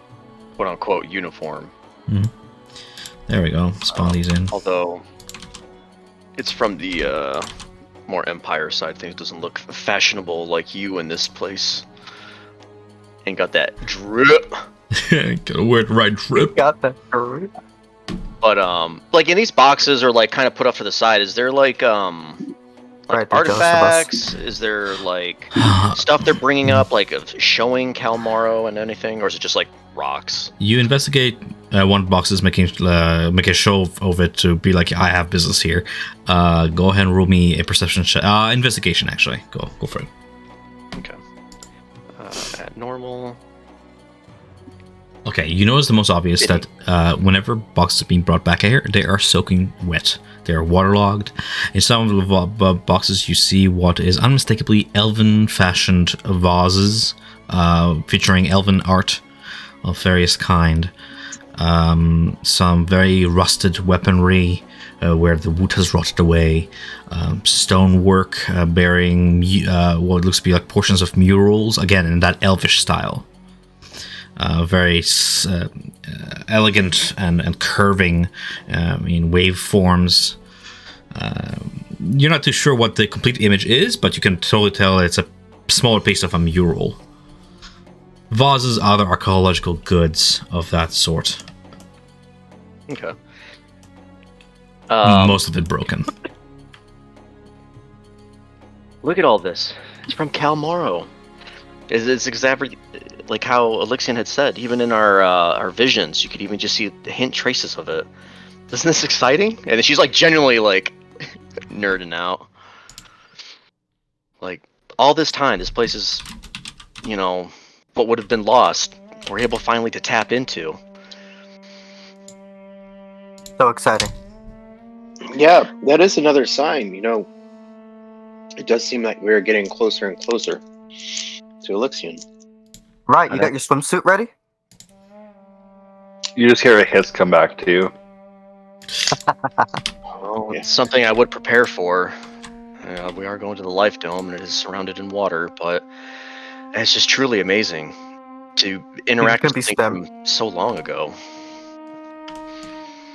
He's just gonna be spamming that create water spell to destroy all of it around him consistently. I can't only cast it 3 more times. It's not like we've slept. Oh yeah, this is the same day we found the elephant. Yeah. As you guys are talking, you see that same merchant who just sold you a potion come around into this corner of the market, setting up shop here as well. And once again, he lays out of several potions of a similar price. Are you sure these are actually health potions? Riot That's what I was saying. Riot would be able to tell if they weren't actual health potions. He's a potion maker. How do you tell? He'll lift it up, tilt it up, look around at it, compare it to other health potions that he's actually had. In the glass flask, it's red, and when you shake it shimmers a little bit with light every time it sort of agitates liquid, just like any other health potion would. You sniff it, it smells like the strawberry smell of a health potion. Because I've just decided it's in lore that all health potions smell like strawberries. Strawberries.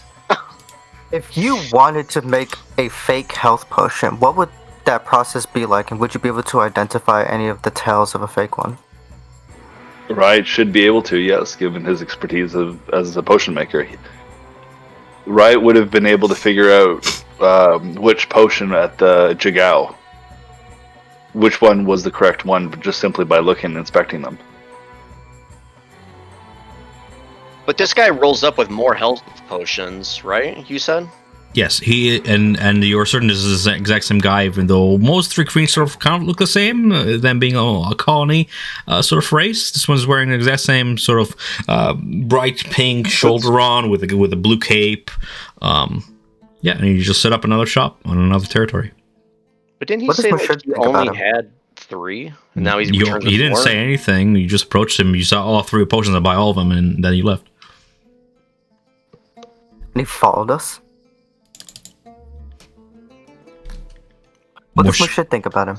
Mushid and him are currently exchanging a few words, and you can see Mushid buying a couple. Of health potions? Yep. I guess if he thinks they're trustworthy, I mean, he's the guide.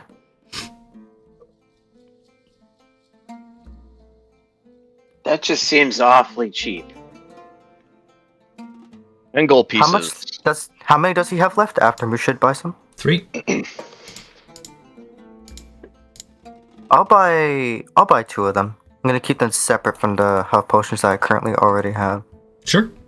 They simply might not be as strong as a regular one. That's the only thing I'm guessing.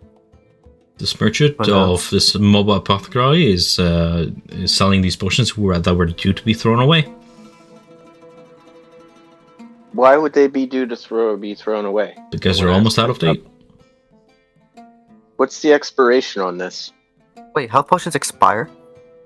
Apparently. I'm asking the shopkeep.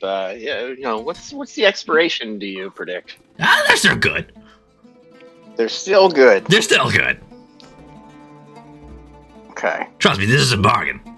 I really need you to put a sell-by date on this thing. I don't think I will. I think that you will buy them either way because you need them. Yeah. I'm good. I was just curious. Fair enough. Good luck with your expired milk, everyone. It just like sloshed around and has like a few like clumps in it. It's curdled. Curdle potion. Potion of curdle. Gross. It's like a smoothie, but like they didn't mix it too good. If you want to investigate him, you're more than welcome. It's just that Riot told me I want to see if it's a good potion for all visual and smelling purposes. It is exactly like a healing potion, and a good one that didn't expire. So, okay. Julian, you being a rogue, you know a potion of poison also is exactly like a potion of healing. So, like, you know, I'm not telling you guys that it's a guarantee. I'm just saying that visually, if you want to hide anything in it, it will still be a health potion for all intents and purposes of visual and smelling. Melina, you're nerding out over these excavated goods. Eventually, the local scholarly excavator approaches you. I don't mean to intrude, but it's just policy and all that. May I see your badge? I'll take out my documents. And it looks kind of like a passport. It just has like the eye of Ioun on it with the Library of the Cobalt Soul behind it. And it says in fancy lettering at the bottom, Library of the Cobalt Soul. And then with my information. I didn't mean to bother. Sorry. Carry on. No, that's quite all right. But I am curious. It seems this would normally be a job for, the city guards being in a city, but you guys look to be more of like outsiders. Maybe you're not worried about who's coming in, but maybe what's coming out? Oh, you mean the Scarbearers? They're not outsiders. They've been native to Uncarel for quite some time. Oh, Scarbearers. Do the Scarbearers normally tend to frequent jobs like this, or is this kind of a little bit of a one-off? Jobs like this, as in like more dangerous than usual. Yeah. Well, that just makes me think that they're protecting not what's coming in, but maybe what's coming out. Perhaps, and also on top of that, it's also like the Scarbearers are sort of hired for what the usual guards cannot handle. They are, if you will, the elite guards, not perhaps a separate branch from the military, but and their own faction, but pay them enough money and they'll serve loyally, right? Yeah. If you have any disturbance here at this excavation place, or anyone from the Vermilion Dream try to enter? Just that. Vermilion agents infiltrating all the time, saboteurs. Hold on, Nick, I need to look what they're actually called, because that's a good question. Yeah. There is something to this. Uncarel factions, need to look up what they're called. They have been suffering disruptions from a minor faction known as the Sentinels of Memory. Sentinels of Memory. Yeah. I thought it would stick to politics to try to stop us, but they've been a little bit more active as of late with a little acts of terrorism.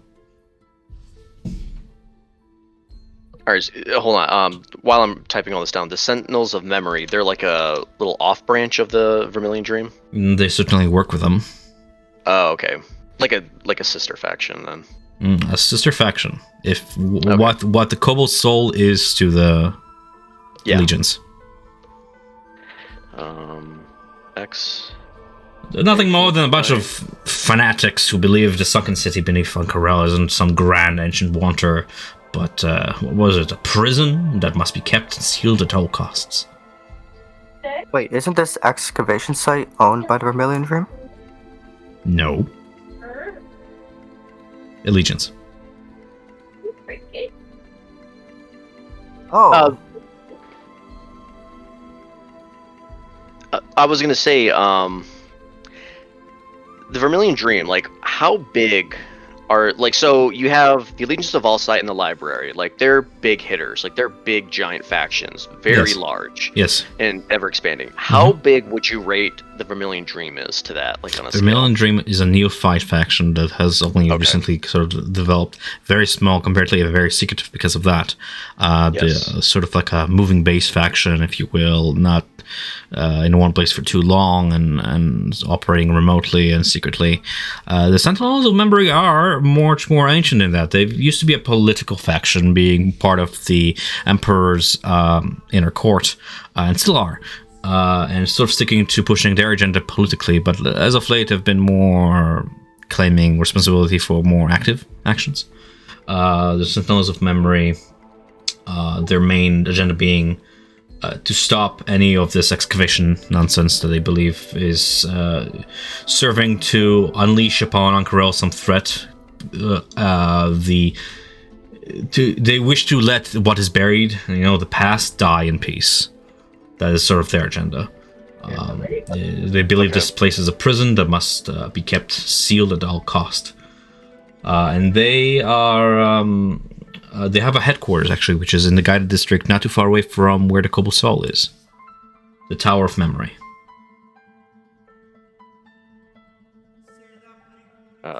Where their HQ is. Okay. And if you're with curious, the guard saying that, yeah. she's gonna really listen into those words and kind of heed them and just be like, okay, like, we've been wanting to find this, but if they're saying to stay out of it, and it's like a prison, and we know about the Netherdeep and how unexplored and possibly dangerous it might seem with all the red stuff, maybe there is some truth. But being a different faction, it's like, I don't know, maybe. But, okay. Well, I won't bother you. I guess keep doing diligence and just make sure this all is safe. But we'll be going, getting out of your hair now. Yep. All right. So as you carry onwards, sort of what I was picking there, Nick, is for you and the rest. If you ever are interested in that, the guide district is over yonder, and this white building over here, that's the octagonal tower I was describing. That was like, it's kind of like a Japanese pagoda, if you will, like that multi-story tower that just overlooks the entire guided district. They are a much bigger and more active and more known faction than this recent Vermilion Dream, and they also have certain leaders operating from within the Cerulean Palace, right? Mm-hmm. But that was that. That was the excavation site. I want to show you guys what that looks like. Where do you make your way from here? Straight line. We're going to the River District. Okay. Who is leading the party there? Who is sort of keeping an eye on the front of the group? I guess, I don't know. Julian, you want to take the back and Ryle take the front? Sure. Okay. Do it that way. Julian, roll me a d6, please.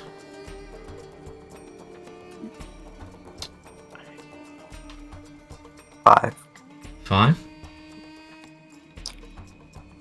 As you make your way to the inner river district, you see this sort of sprawling farming plot with river canals going through the cities, aggregating the green throughout. It's quite lovely. You see a stray dog sort of lap the water spilled from the canals, and after quite a while, as you pass him by, he sort of tilts his head towards you and begins following you.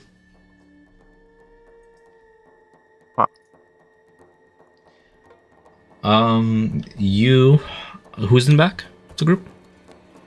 Oh, yeah. Lorian Hey. is. Right. So who's at front? Riot. Right. As you lead the group through the river district and watch the stray follow you along, you also see along the various waterfronts these playful shapes, also made of water, leap through the streams. You've actually encountered a bigger version of these creatures back in Jigao, water weirds. They just sort of love water weirds. swim us alongside and the skiff, and yeah, it's quite lovely. Nature really thrives around here, and what you can do to make it blossom even more is remaining to be seen. As you keep on going toward the unmistakable center of the river district, this glass crystal dome from which the oasis sprawls, I will put us on the map. You guys are approaching from the east. Life Dome. Life Dome. Big old green map. For the sake of this, I won't have Moshid be on the map because he's in with you in spirit.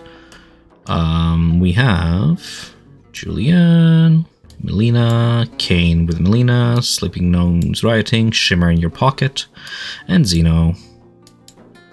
There we are. And this is... Do you guys think after today that we need Mushid anymore? Probably not. Probably not. Nobody's really asking him any questions, so I just don't want him to dismiss him without you guys making the say so.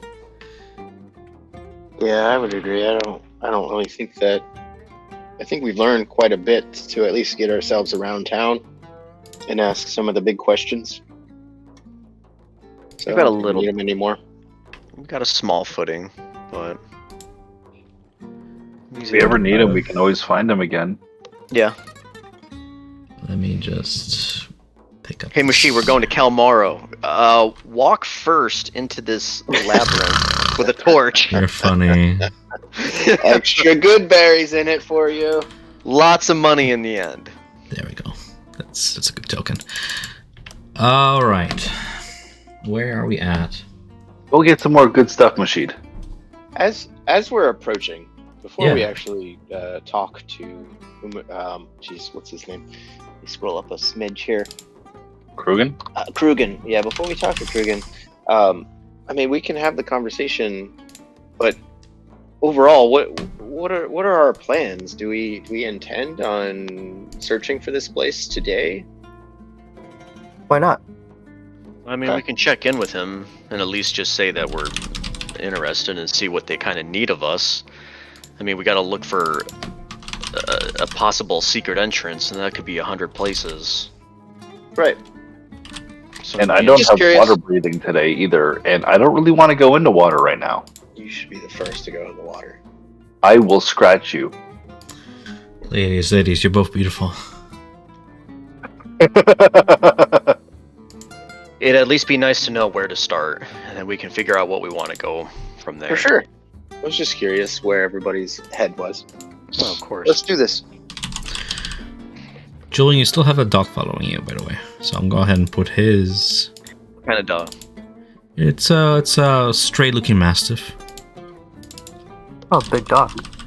Yeah. It's a shadow mastiff. Fuck yeah! It's Strahd. I'm not gonna lie. When we get to, like, level 4 spells, I was thinking about taking the Mordekainen's dog. Is that what the spell's called? Mordenkainen's dog? Yeah. Is it not like some Faithful hound. guardian Yeah, it's hound faithful or hound. anything? Just Mordenkainen's dog. Mordekainen's doggo. Dog. It's his doggo. I'll try to give him a ration. Oh, he happily nibbles it down and keeps following you. Okay. No collar, no nothing, just a stray from streets. A little bit dirty, but, enthusiastic. to Have we keep him seen following. other strays? Here I and mean, there, is- cats, dogs. Sorry, go ahead and finish your question. Yeah. No, so, curious if we've seen other strays, uncollared. See if that's something that's common in this town. It is. You've seen plenty of free birds, cats, dogs, rats, all manner of desert fauna like lizards and stuff. But strays are not uncommon. Yes. this one just happened to, follow Julian. As you approach this glass dome that crowns the source of water in Ankarel, you see the oasis around which the city is built, is contained here. All the canals in the river originate from the Life Dome, as the structure in the center is a center of celebration and a monument to the city's history. You would imagine at night the inside of the dome would be somehow like magically lit, as you've seen it at night, even from atop the guided district. You've seen it from distance, it being sort of magically lit by drifting orbs of blue-green luminescence and sort of painting the nearby area in this display of colored light. The Life Dome serves as an important agricultural purpose, because the water that fills Ankarel's oasis flows not from the natural source, but from this underground cavern created by the act of the gods. The water level frequently fluctuates, so you can see machinations and some other implements, perhaps installed by the local gnomish inventors and other such reckless inventor types. The water often surges forth or slows down to a trickle, threatening to bring about floods or dry spells, respectively. So to counteract this problem, you see Life Dome has been using this device to transmute any water that exceeds the accepted level into like vapor, and like sort of stores it all in the seams of the dome. And when the water levels drops, it is designed to sort of make this vapor transmitted back into liquid and to feed the irrigation throughout. Indeed, you see a single individual, a gnome, can be no other than Krugen, the scholarly excavator, currently supervising the Life Dome. He looks lonely and excitedly sort of anticipatedly turns around to see people approach and beams. What do you guys do as he smiles towards you? Riot is going to bolt in there because it's a bunch of nature and trees and plants and fauna that he's probably never really seen before, and just like constantly just be gawking at it. He's gonna look over at the gnome. He's like, "Do you find herbs, berries? What do you find in here?" Yeah, aren't you an excitable one? Sorry, I rarely get visitors. No, berries, herbs, you'll find them all here, but do take care to not to take too much. I mean, I won't tell, but tits yourself and all that, just don't leave. It's so lovely to have visitors. Right. Smile. I won't take much. I only take what is needed. The balance of life is what I protect and what I believe in. I am hoping that when I go to the palace, the Emperor will allow me to use a spell that will affect the nature around here and all the plant life. And perhaps all this will grow in more abundance. We're just traveling here on a request to come in. We're looking for Krugen. That is I. Me. I'm Krugen. Well, we're here actually sent to talk to you, but I'm going to have to search for some stuff too at the same time. Maybe one of them could, I don't know, talk to you while I search. Sure. So go ahead and roll me the same foraging check you always roll there, the nature check. Yeah. Do I get advantage because of the using a herbalist to help find plants? Sure, why not? As you do, yeah. Is it humid in here? Very much so. It is Gross. foggy, humid. Shit. There's this constant stream. It's like a jungle in here. And guidance. So a 19. 19? God, that sucks. I'll get right back to you right on that, okay? In just a moment. Okay. You do find something, but I'll get back to you. Hey, I'm so glad to have visitors. The gnome explains, before returning to face the entire Life Dome, you see he holds aloft a thin shard of like this iridescent glowing quartz, and with a quiet hum, one of the dome's glass panels suddenly comes alight with this blue and purple arcane runes, which then flicker and fade, leaving behind an opening. Do do come in as the rest of the party sort of ventures in, and you begin to your look around and all that. And he then seals the door behind you, sort of leaving the dog outside there behind the glass panel. Stay. I mean, it whines a little bit and begins pacing to and through, but it stays there watching you, yeah. Okay. I must maintain a sort of acclimation to this place. Therefore, must make it keep it closed. Right. Okay. As you're looking around, go ahead and roll me a d20, please. D20, sure. Yes, thanks. 10. 10. And this being a jungle environment, you find... coastal Arctic desert forest, underground swamp mountain grassland. So let's do forest. And 10.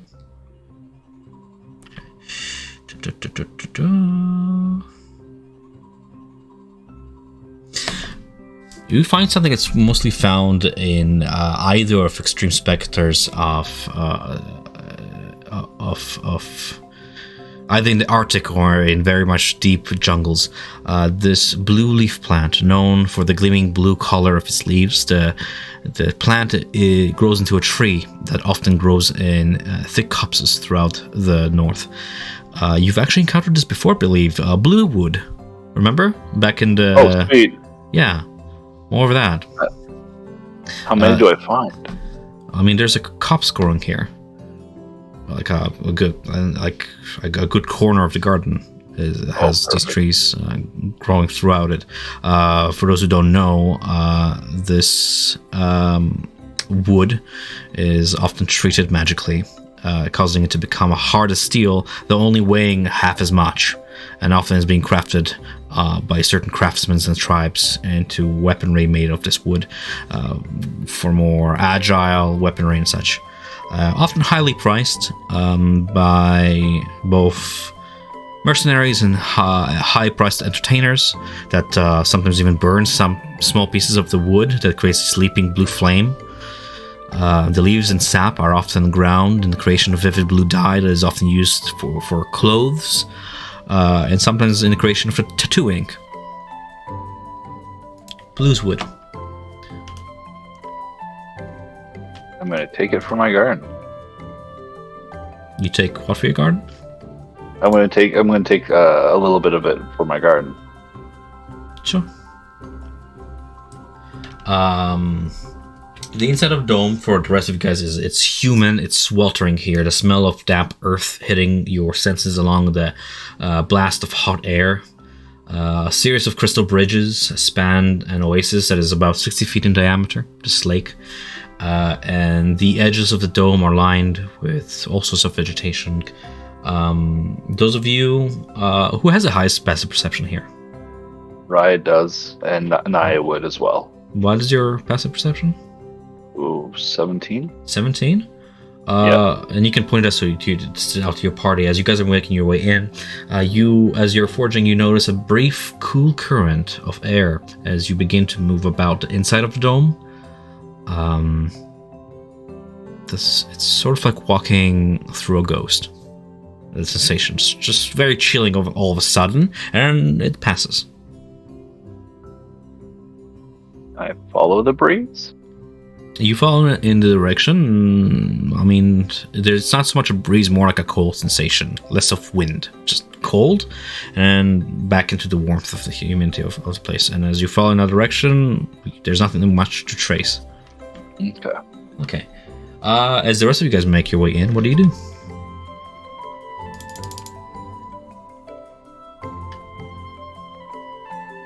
Well, we are here. Well, not. What am I going to say? You're Kylo Krugen, and we were sent here by Headmaster Grizz to check in with you, possibly to try and find a location for Kalmaro, possibly a second entrance. Well, if you're here to investigate, I will not step in your way. Oh, you're not in the way at all. I was just actually curious, since you tend to be the one You look like the one who tends to be here. You're from for quite some time. Have you had any like disturbances or anything that you might point out as something being fishy, or anything that would make the headmaster believe that there is something here? It is quite serene. No, no disturbances. You are the first people to come in here in days. This place is beautiful. The aqueducts are amazing. The culture here is beautiful. How come no one comes and visits? Not much to do, I suppose. There are other more beautiful places to visit, but that being said, if you are here to stay as long as you want. I'm all for company. Well, I mean, we'll take a look around. Looking at his garbs and everything, does he have like a kind of like a status or anything? Not really. Okay. But he's part of the he's All part Sight? of the All Sight, yes. Okay. Let me triple check that, so I'm not giving you false information, but I'm pretty sure he is. Well, for everyone, reminder. Yeah, he is. Don't be stepping into the water or anything. You'll be punished. I mean, Drinking do water. what you will. This is irrigation water. It is here for the gardens. If you are here to investigate a second entrance to Kalmaro, then make so thoroughly. I will not stop you. The laws really don't conduct an operation to steal water from the people. Don't take freely, Don't make a major thing where you're gonna siphon all this water for yourself. Is this general law, right? Okay. But you can I didn't know step in. if. Yeah. Okay. I didn't know if it was don't step in the water or be dirty with it, because then it's gonna spread and then Don't start taking a bath in it. But if you're here doing it on business, go for it. From what you can see, the water pool here is about 3 feet in depth, like a little fountain. All right. I was just about to ask that. Mm-hmm. Okay. Standing before him, what is that? Is it just a little brazier or something? Illumination pedestal, like a sconce, if you will, that holds a orb made of glass that you recognize to be along the lines of what Nia has floating in her midst, a floating orb of illumination. Okay. Is it like a drift globe or something similar? It is a drift globe. It's a drift globe contained within this caged copper decorative lantern. Okay. Just kind of thinking out loud, I wonder what the headmaster would see in this place. Why this place rather than anywhere else, but not have really much of any leads. I mean, it was just a rumor that he heard. I guess. I feel a slight change of cold and warmth randomly throughout the building. I'm not sure. I glare at you when you say that. You glare at me? He's super uncomfortable and sweating and hot, and he thinks at first you're just talking about how refreshing it is to be around nature. Oh, you need to get out more. It's like a cool sensation runs past my fur, and then it goes to the normal humidity of this room.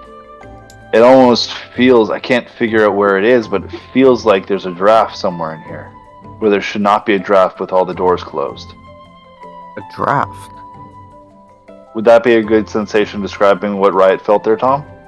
A draft? Yeah. So if you feel a draft, that means there's likely airflow. There's an opening somewhere. All right. Need to try and spread out and find it. I tried, I seemed to lose it. Is there any kind of compartment that opens and closes automatically? Not automatically, but the only thing you saw open and close is the door behind you, as the keeper here operated with this crystal shard, making it appear and disappear, allowing you in and out. But there's no vent. This is a hothouse, if you will, a greenhouse. Is there an area where Riot would feel the shifting of air more in, let's say, the northeast, southeast, southwest, northwest? As you looking around, it's all humid throughout. The sensation was a singular event that you felt as you were sort of concentrating on forging. You just kind of felt like a pass through and just like cold sensation, and then I'm gonna go back to that area and just sit for a little bit then. sure, as you spend a minute or two, it doesn't repeat though. Hmm. As Xeno's walking around after hearing that, I want to. I'm gonna pull out my smoke pipe, and I want to make. It doesn't even matter what shape, but I'm just looking for changes in the air, sort of the smoke drifting That's as smart. I walk around. Okay. As you blow out the smoke, it seems to expand toward the center of the room and then dissipate into from the shape of the monster you just construed, which was, what did you pick? What the flump? A little Whatever the hell. jellyfish-looking, technically monstrosity with two stalky eyes that just sort of out of your smoke pipe and begins to hover toward the center of the room and then dissipates in smoke toward the Always depths. towards the center. Yeah. Sort of heat pulling air up toward the center of the room, condensing at the top of the dome where the glass is more cooler on the outside. If I was to go to the opposite end of him and kind of do the same thing, Center of the like room. would it still? Okay. Yeah, we can try to like triangulate. Everybody, get out your vapes. Start Sure, vaping. only two with them. Vape Nation. Yo, Can I just walk hotbox the through the greenhouse. Yes, you can step into the water. Dylan will do that. Okay. Gonna get into the water. He's gonna slowly, like push the lily pad away as he like walks towards the center. Mm-hmm. Are you just walking? Yeah. Okay. Eventually, you come to the center, and then your feet find an edge where the oasis sort of caves inwards and sort of slopes down toward the center, and the water begins to be deeper and deeper, and now it's sort of reaching your knees. You should just hear Kruger is like, "Just be careful! Don't fall in! It's an underground source." Is it possible, but Capable that the entrance... to swim deeper underground. Do you want to delve into the five? Julian's asking. Yes. Julian's asking to know if it's possible to swim deeper underground. It's ill-advised, but it's yeah.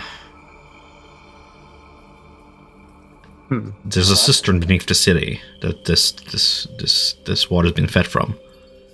There's no telling at which point you'll get stuck and might drown. So typically, people don't do that. And there might be an underground I'll hop current. in. Mm-hmm.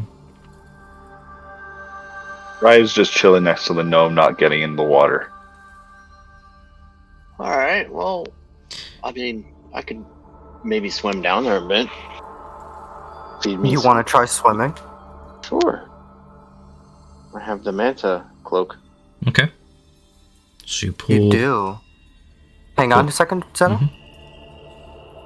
I would, I don't know what kind of currents would be down there. I don't know if it's going one direction or the other, or if it alternates. I mean, based on what we know about this place, the water can rise or lower, and the flow of water could easily pull somebody. So I'd feel more comfortable holding onto a rope, just in case. Yeah. Also, Julian's gonna take the amulet off and hand it over to you, just in. I believe I would need to attune to this, Julian. When we entered Betrayer's Rise, the amulets acted sort of as like a key to a door. Hopefully you don't need to attune to it for it to act like a key for whatever you may find down there. Sure. All right. I'll put it around my neck and hand Julian the rope. I do have the mending cantrip, so I did mend that 50 feet of rope that got cut in two. Neat. So that's If you use the whole. rope together, yeah, it's nice 50 feet long. So, Mhm. so it's back to 50 feet. I'll Might want to tie it to something. I don't know.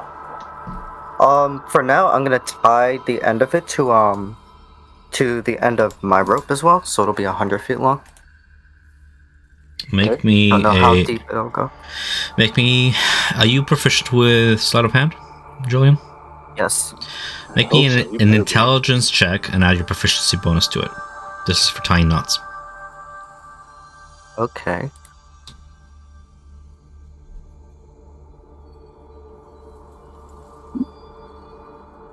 Fuck. 9. Okay. Fair enough. It's tied. It's just what I will be doing. I will be. This is the DC I'm going against if anything happens. Okay. Okay. All right. Well, then I will pull down my hood. Pull down the hood and then start to swim down that hole. Okay. As you pull the hood to your face, it sort of clings to your skin, like vacuums into you. The cloak adheres to your underside of your arms to sort of flap beneath them as an extension view. As your entire form becomes very much manta ray like. You dive beneath the water, and like a 5-foot large manta ray, you dive into the cistern there, into that darkness. Steadily, it becomes deeper and deeper. You begin to feel the water pressure build up, but you feel a flow churn past you, a resistance as you begin swimming deeper and deeper. You are about 20, 30, 35, 40 feet now into the cistern. The rope's still slack beneath you, and now it's beginning to become very much dark, and your dark vision kicks in. The water is clear. You can see walls on either side, and near the bottom you begin to see a low bluish glow. And as you near it, you begin to realize this is the source of it all. This oasis has thick layers of silt, but as you survey your surroundings, you find no disturbance in the sediment that would suggest like an underground passage to an even lower cavern therein. The glowing source itself is some sort of a divinity source, a rift planar that spews out water, a gift from the gods, as said before. Ankarel's primary source of fresh water. Okay. Little water. So I'm imagining this is more like a pipe going down, and then does that enter into a chamber, or is this okay? So, You look around; it's like a flooded cavern below Ankarel. These caves do stretch on in different directions, and as you begin to continue on swimming with your full swim speed, very daftly, very, very dexterously through the waters, eventually the rope becomes taut. You are 100 feet of travel, perhaps on a slight angle through these caverns, but they go even deeper. But as you look at the silt, you don't detect any disturbance in it, suggesting that the silt's being on the bottom. What about along the walls? The cavern, nothing. green with some of that mildewy green underwater growth. But there's no like scratch marks from creatures passing through or anything, just water passing through. And you said it can go deeper. Yeah. Okay. I would start to swim back up now that I felt the rope sort of hit my limit. And perhaps you have not noticed it at first, but as soon as you put your hood up, the same sensation you experienced perhaps sometime in your life if you've ever drank a potion of water breathing water, it's very heavy on the lungs as you have to push it out, and as soon as you reach surface, the hood falls back a little bit and you breathe air once more, and the cloak slacks. So I would start to talk to the group. I didn't see anything of note down there. It seems very much like a cavern system. Once you hit a certain point, a chamber. I didn't see any disturbances in the silt. No there's growth along the walls, no disturbances there, and it looks like there's some sort of blue glowing source of the water, possibly a planar rift allowing water to spew forth. But I didn't see anything else down there. It goes deeper, but I hit the end of the rope before I went too Interesting. far. Melina. Oh, I guess she's far away. It's She's within hearing a bit range. closer to each other. Melina, what do you know about planar rifts?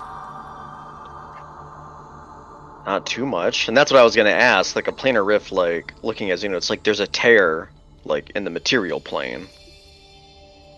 Or Did it look like it could be entered? What size was that blue? It was like an orb of light, pinpoint, a singularity, rather than like a tear through reality, like a zigzag. It was a single mote, sort of thing, from which light and water spewed forth. Like no bigger than a handball? Smaller even. A singularity, a pinpoint. Okay. But you said that's the source, like spewing out water and all that. That's what it seemed. Interesting. Like I said, I hit the end of the rope. I could have gone further, but I didn't want to alarm Julian. Carleo sort of begins talking. Well, nobody really knows where the water comes from, aside from religious legend. But I have my own theories. Perhaps it is a natural tectonic shifting that causes the city to sleep beneath the surface so long ago. And now these waters are coming from where that city resides. These expensive tunnels. The fluctuation, Perhaps. however, I can't explain. That defies any explanation.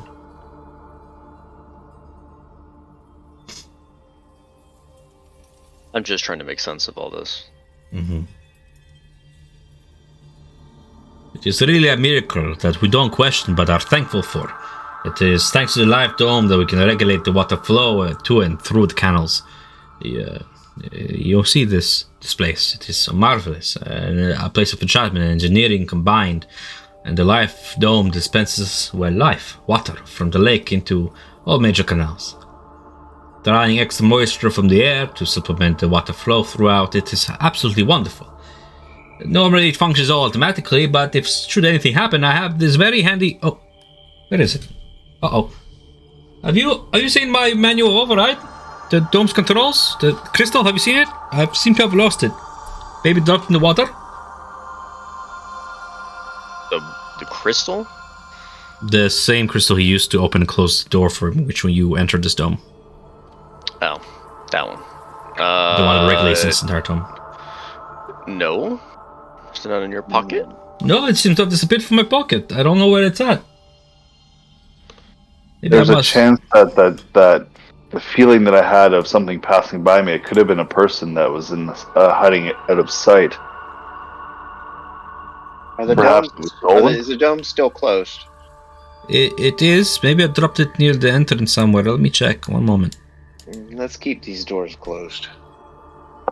Everybody should stand probably by an exit, Okay. just in case. Scarlale begins searching for the missing arcane override.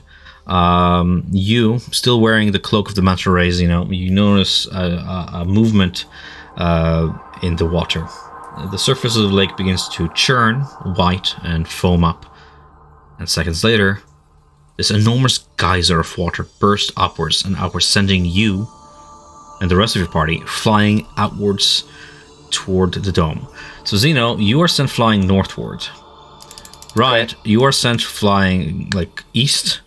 I tried Melina, dropping to the south. ground to hide. What? Because this is a wall here, right? Right.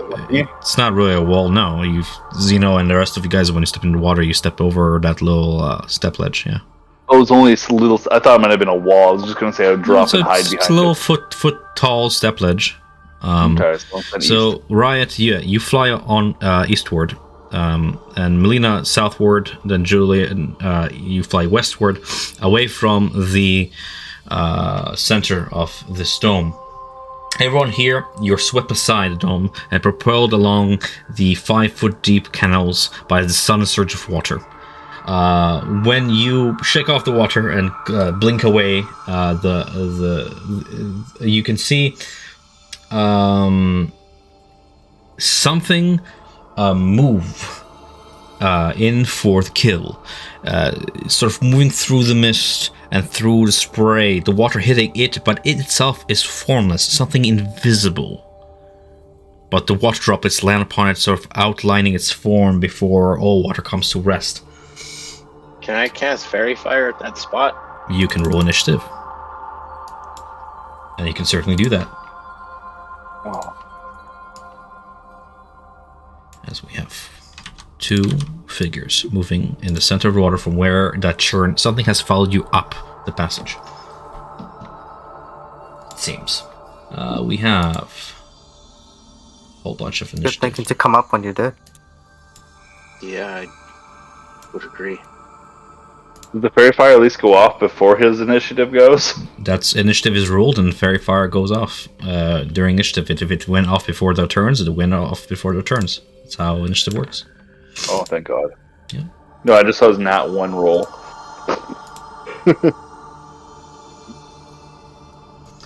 Did everybody roll? Yeah, there's only 4 of us. Are we Oh, prone when we get pushed back? No. You get up to see this all happening before I made you roll initiative. How far do we get pushed back? As far as these canals, so like for Julian it'll be like here, for you Melina it would be like here, right? Okay, just making sure. Yeah. Move up. Move. Yeah, north. Alrighty then. For the sake of this, I'm gonna put their tokens on a map, but they are invisible. And then we What are have... they? Hmm? I don't even know what they are. They are invisible figures. The top torso portion seems to be sort of humanoid, but then like a djinn, there's no bottom torso, and it seems to sort of wind down to nothingness, and they're invisible. So the only reason why you saw them very briefly as they move in for the kill is because of the spray of water and what they moved through. Alrighty then. So we have right at the top of the initiative. Did the Fairy Fire, are they marked? Are they All right. glowing? So maybe I didn't explain it correctly. When you cast a spell and you initiate combat, I make everybody roll initiative. If your initiative is higher than the creature you're targeting, your spell goes off, targets it. If its initiative is higher than you, it gets to act first. If you still want to do your spell, you get to cast it afterwards if you want to on your turn. The only instance where you get to cast a spell before combat happens is if a creature is surprised, which is a condition. Initiative is still being rolled, but if a creature is surprised on its turn, it gets to do nothing. These creatures are not surprised. They did the surprising. I'm just. You guys are not surprised either. You saw them coming. Okay, I'm processing that, but I can Okay. explain again if you want. no. I understood what you said. I'm Okay. just sort of taking a note for that for future combat. So the same rule applies to us. So meaning, if somebody wants to throw a first punch, they can't just throw a first punch. They have to try and roll a higher initiative to throw that first punch. Exactly. And even then, the only way they can throw a first punch is that if they're higher initiative than you or if you're surprised. Or if they're really punching you in the back of the head and you didn't see it coming. So what you're talking about is surprise rounds, which doesn't exist in 5e. Exactly. Yeah. Yep. Maybe if you played 3.5, I don't know, they have something called surprise round, and they just sort of abolish that in 5e. But yeah. Surprise condition is essentially that. You get to act, all of you, one round for free because they don't do anything on turn. The only reason why surprise condition exists is because, say, if you surprise one creature, it doesn't mean that every creature is surprised. Wait a minute. What's up? Yeah, no, I'm following what you're saying. Mhm. But I also have this. I forgot to roll with advantage.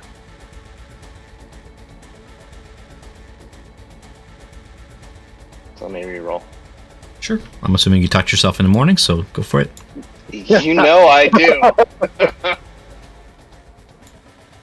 Oh wow, 18. You did it. There we You're go. the second highest. But still. not Yeah. enough. Okay. He would be higher than me in the order. So, with that all out of the way, are we good to start combat? Yeah. All right. Riot, you're first. Then I rolled an 18. Oh, did he? Sorry. There we technically- go. Zeno. And then we... oh, we have one of them roll 21. Okay, so... Can you blow their token up real quick? I can't see it. Do you want to see what they look like, even though they're invisible? Sure, here you go. I was just curious. Here you go. Oh. Oh There's crap. a person in there. Okay. What is that? That doesn't look good. Alrighty then. As I didn't realize that I have a higher initiative 21 there. Alright.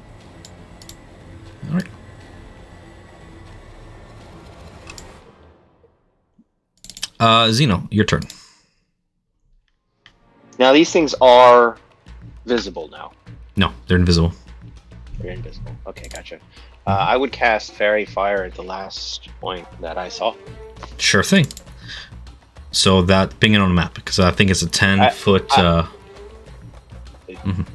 Somewhere out there. Sure thing. I threw it in the chat. It's a 20-foot cube. 20-foot cube. Thank you.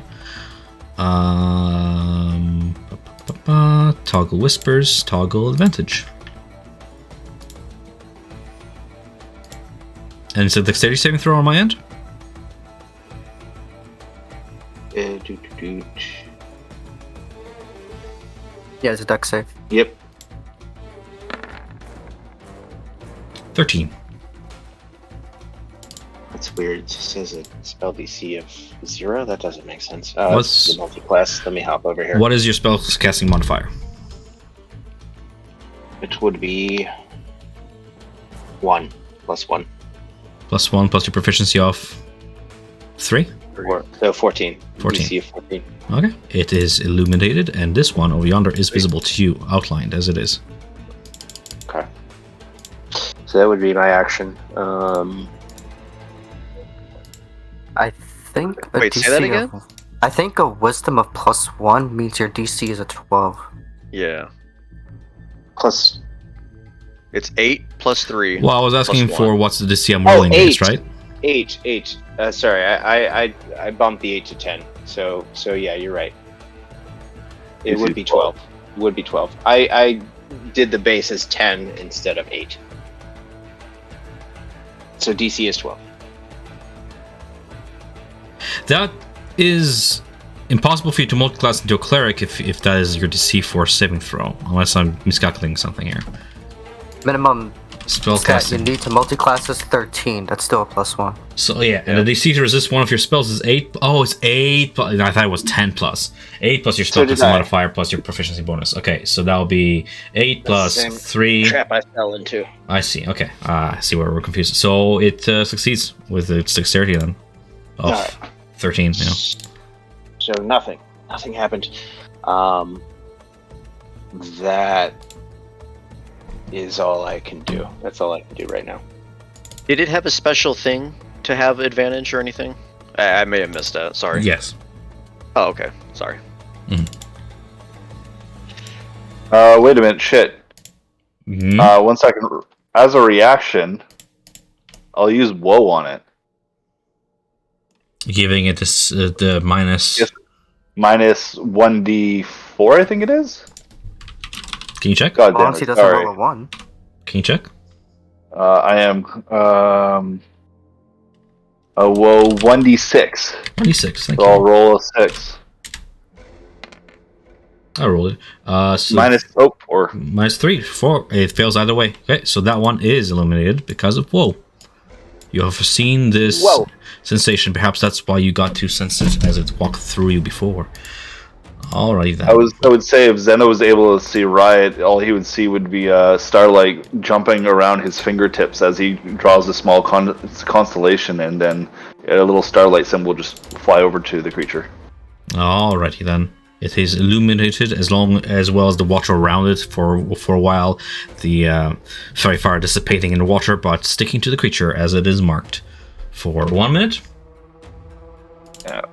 Okay. Mm-hmm. So, Riot's bonus action, he's going to use Wild Shape Dragon, Starry Form Dragon. So anyone who can see Riot would all of a sudden see like the constellation of a dragon just appear over his body, and he would shimmer in that aspect. He would double his movement speed with feline agility, allowing his self to move 60 feet, and he would run up and attack this creature, hissing as he goes into water. Uh-oh. No. Yeah. Is feline agility something you can just do as a free action? Yeah. Cool. I'll let you read it if you want. There you go. I believe you.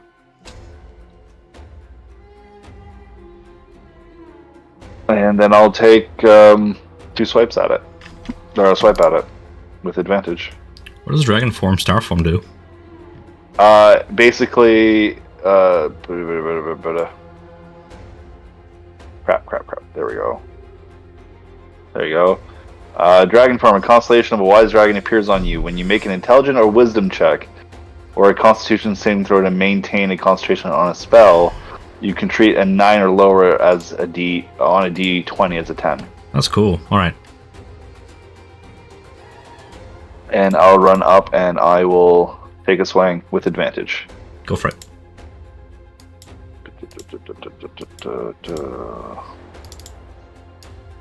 That's 1d4. This is the one I would be doing. 22. Hits. Dealing 10 magic slashing damage. I gotta fix that. It is magic. It slashes through this semi-corporeal form with full effect.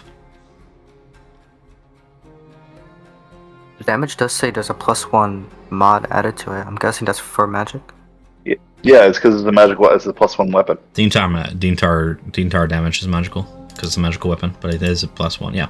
All right. Anything else? Any other slashes? Any other actions on your turn? I used my bonus action already, so no, and I used my reaction, so no. That's all I can do. Melina. I am just seeing what I can do here. I'm going to. Whoops.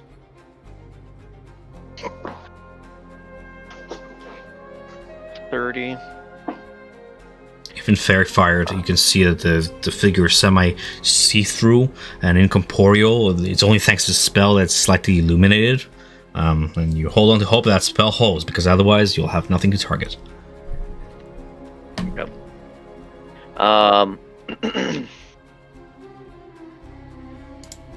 I want to.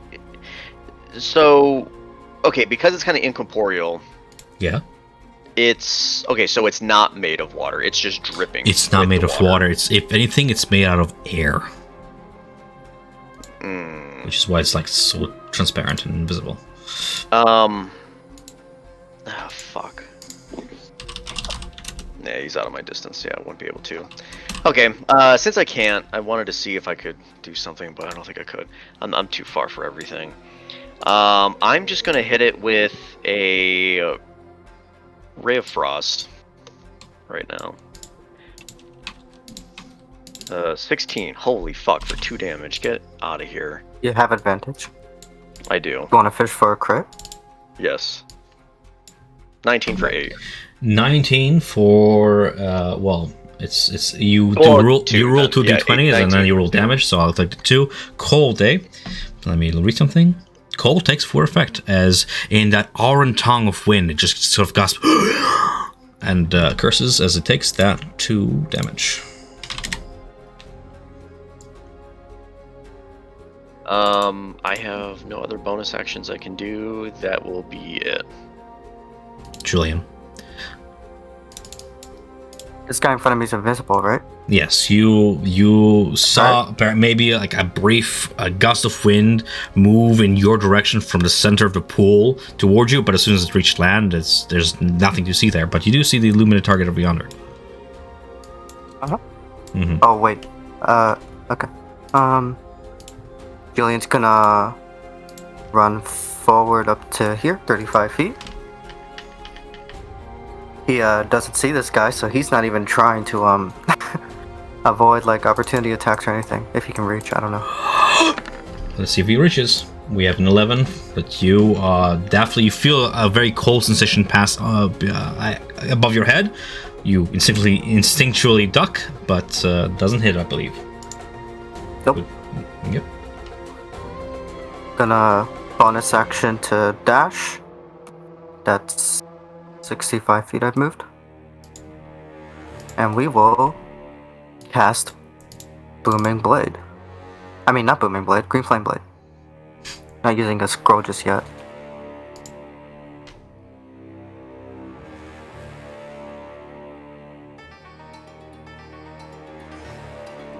$27 hits.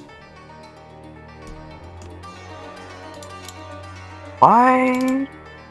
Oh, wait, I rolled the wrong attack. I'll just add the, What damage? 1d8 for fire damage.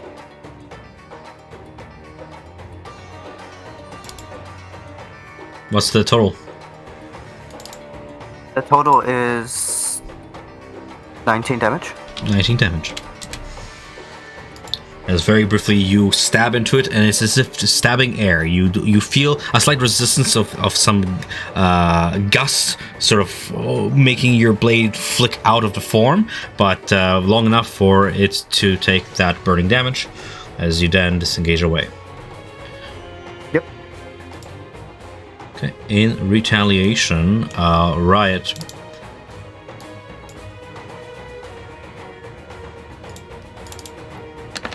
We have 2 slam attacks as it bashes you for 10 bludgeoning damage. 1 hits. You take the damage, and it then flies up into the air to the top of the dome, 50 feet up. 50. Oh, Oh shoot. 18, I make it. And its turn here. And as it flies up, because you can see the outline of its form, it looks around the room and then points one extended limb towards you. You can see a claw-like hand outlined by your spell point toward you, as it just sort of towards you. Right, we have end of its turn, as we have top of the round, and Xeno's turn. 50 feet. Okay. I think that's 30. Alright, I'm gonna pull out the heavy crossbow. And going to fire it at it way up there. Let's see here.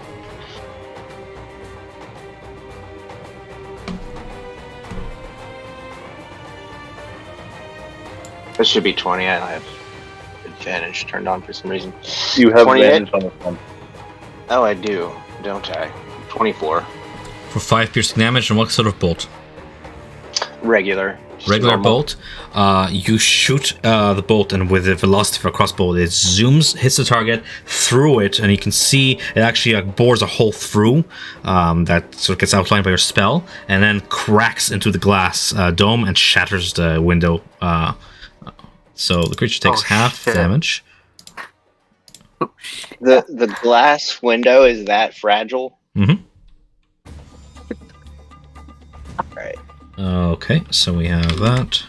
Noted about that. Well, then I'm gonna fire another one. Wait, so that didn't look like it did anything? That's my It did question. do something. It damaged it. It hit it, and then it went through it with through no resistance, and formed a little bullet hole size crack in the glass as it shattered and cracked the ceiling a little bit, and shards of glass rained down below it. Somebody's going to take a drink later on today and be like, "Oh, cool, tastes like glass." Yeah, I'm not gonna Poor fire little my Timmy. Yeah. Wow, it's a drinking hazard. at it, I suppose. No. I'm gonna end my turn on that. I gotta rethink a strategy. Okay, Ryan.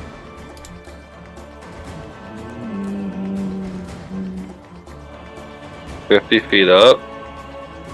Yes. Oh fuck! If I how far is that? Sorry, reading a spell that I actually have never used. 10-foot radius. Take your time. How high are all these trees? Anywhere from 10, 15, 20 feet. Young saplings that will be like probably unrooted and brought somewhere else in the city to grow in the open. So 20 feet. This guy's 50 feet. That's 30 feet difference. Mhm. So this wouldn't hit them if I did that. I'm gonna cast Wither and Bloom on it. Because there's no vegetation within range. Just so I can link it to you for chat. You invoke both death and life upon a 10-foot radius in a sphere, center of a point within a range of each creature of your choice. The area must make a Constitution saving throw or take to 2d6 necrotic damage on a fail, or half as much. 10 versus your DC Well, 15. he takes 2d6. 9 damage. You wither away an aspect of air. Card? You wither away an aspect of air. Okay. Does it look like it took effect at least? Yes, it took an effect, and outlined by Xenos spell that he's still concentrating upon. You see that some of its form begins to sort of shrink and fall away as it becomes smaller and less intimidating. You've essentially bloodied and this aspect of air. Good to know. That's all I can do. I'll stay in my position. Alrighty. Melina. Okay. Melina's going to. Do we know that there was two? Like when we saw the two, or You was it just the one? very that was... briefly saw the outline of two. I'm giving you that much benefit because Okay, invisible that's fine. creatures, yeah, all that. Okay. Melina's gonna like come up to the edge, kind of like vault over a little bit, hop down, start wading, through the water, and looking up.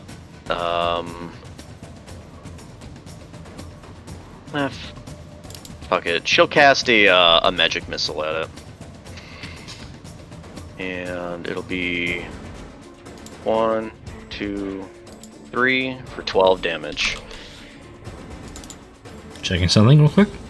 Takes full effect as 3 bolts hit it in the center mass. Alright.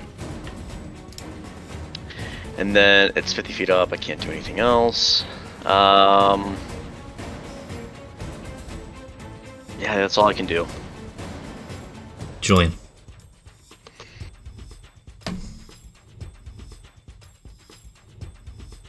Julian is going to put his dagger back into his cloak, and with his empty hand, he'll conjure another dagger of similar size that is just completely like hot pink in color and translucent as he throws a psychic blade at this thing.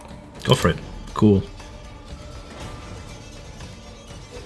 As soon as it's summoned out of your hand, like the rest of the party just heard like this very brief, like just almost alien chant reverberate throughout. We have a 19 for a total of. You don't get sneak attack on that because nobody's near it, but 7 psychic damage. I have advantage. You have advantage. That's right. Wow, that fucking comes in useful. That's amazing. Yeah. We have that and psychic damage. Now, the sneak attack. No, that's just pure damage. Yeah. And then I'll use my bonus action to conjure another smaller blade and throw it again. And then you throw it to hit. Every time the blades sink in, they leave no mark on this creature, damaging it, leaving no mark, dissipating away back into your hand. 19 hits for. I actually forgot to make the attack macro for this one. It's weaker damage die. It's 1d4. Because. Additional 7 damage. It just says that in the ability. Okay, and says this when you is make an without sneak attack, right? Because sneak attack is only once per turn? Yeah. Okay. Yep. Both The ability daggers. says Yep. you can make a melee or ranged attack with a second Psychic Blight as a bonus action on the same turn. Damage die of this bonus action is 1d4 instead of 1d6. I need to make an attack macro for it. Makes sense. Okay. Alright. Retailing, flying across the chamber, this creature dashes 30 feet over yonder. And then an additional 20 feet down in front of you, Xeno. Does not have reach. So it's gonna just engage you with dash. Away. Top of the round. It's Xeno's turn. Because I believe, let me check. No, sorry, Xeno, I have enough reach.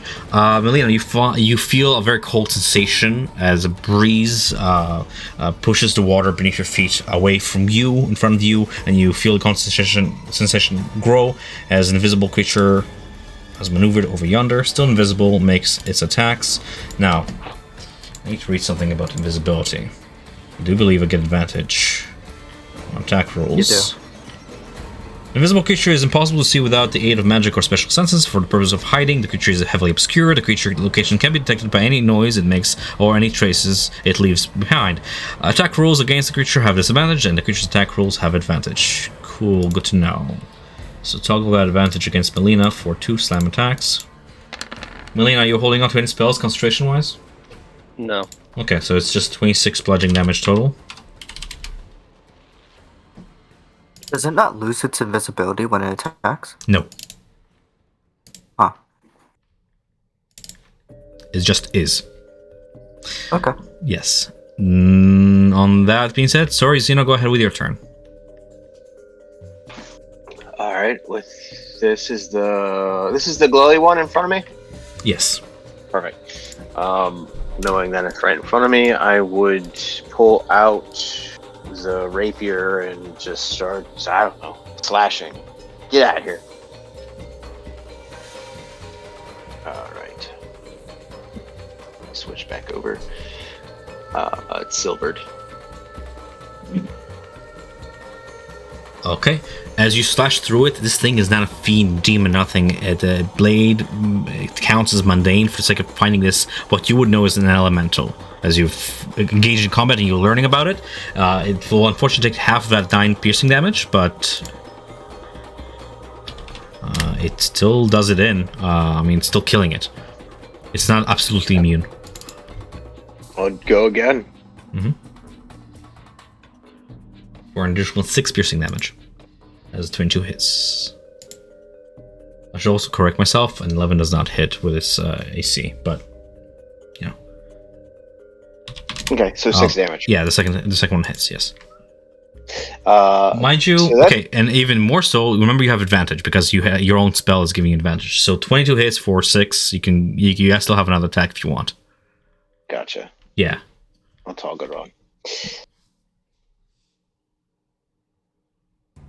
Natural 20, but still damage. Alrighty then. For a total So 4. of 10 piercing And damage. then, as a bonus action, I'm going to use the hand crossbow.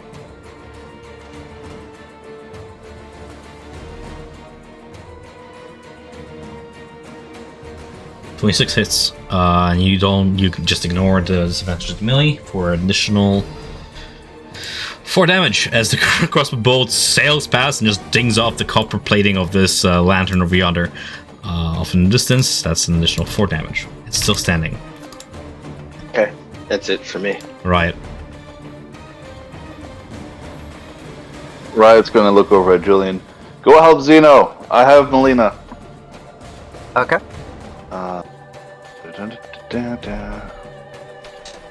Riot is going to use his feline agility again because he didn't move last turn. Mm-hmm. And he's going to He's let's gonna go back spasm. there. Yeah, spasm. I'm going to move to get behind this creature. So Remember, it's invisible. flanking. Still invisible. Do I not like You saw cancel out the you saw an attack, like you saw Milena get hurt by something, so clearly it's there. I'm just reminding you that your backs have disadvantage against it. even if we're flanking? You can't see It's it. a normal it's disadvantage. And it will be a normal but- roll. Yeah. That's Oh, what I'm meaning. I'm just trying to get a normal roll on this thing. That's And- all I was meaning. And Nick, you automatically fail any perception checks using sight against it, but the attacks are still at a disadvantage. You can still try and attack it. Yeah. Okay, so I will take my swipe at it. 14? 14 hits. Meets and Sweet, beats. for 7 damage. And I'll take a bonus, my These are bonus attack. These is what weapon is this? Double scimitar? Okay. Yeah, and my bonus misses. Unfortunately. And I will just stay there. Alrighty then, Melina. As this thing tries to slam you into the water and attempt to drown you, what do you do? Yeah, she'll have like a yelp and everything, and trying to kind of like not panic and freak out, but because she can't see it right now, she's gonna use shape water, and she's also gonna use one of its features to change the watercolor opacity to like a black, Like a merc? and then Yeah. and then kind of like splash it onto and move the water onto the creature to expose it. And then that's my action. After that, I'm going to use telekinetic shove on it and push it 5 feet away from me. Try to get a little bit of distance from it. DC 17 strength check. I think it's a strength. Yeah. Yeah, I know. I'm just rolling something else. I rolled 15 for strength. Okay, it fails and it gets moved 5 feet away from me. 5 feet away this way? Yes. Okay. And then I'm going to use the remaining of my movement. I'll go like over here by Julian. Okay. Meanwhile, the creature's covered, but I just didn't want to interrupt you. It's covered by this inky black, like absolutely black, like ink, Yeah, it's like an inky black. like a jet of inky black water. It's just outlines it for a turn as the water begins to fall off its shape, granting you all enough time to view it for Julian to take his turn.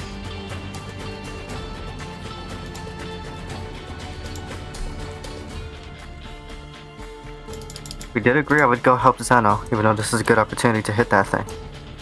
You still want me to help Zeno? It's up to you, dude. It's your turn. Yeah, it's up to you, but I mean, Go. Let's get rid of one of them. Yeah. Then it's gonna Whatever stick you to wanna the do. plan. Bonus action dashing.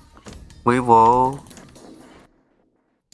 cast Green Flame Blade. —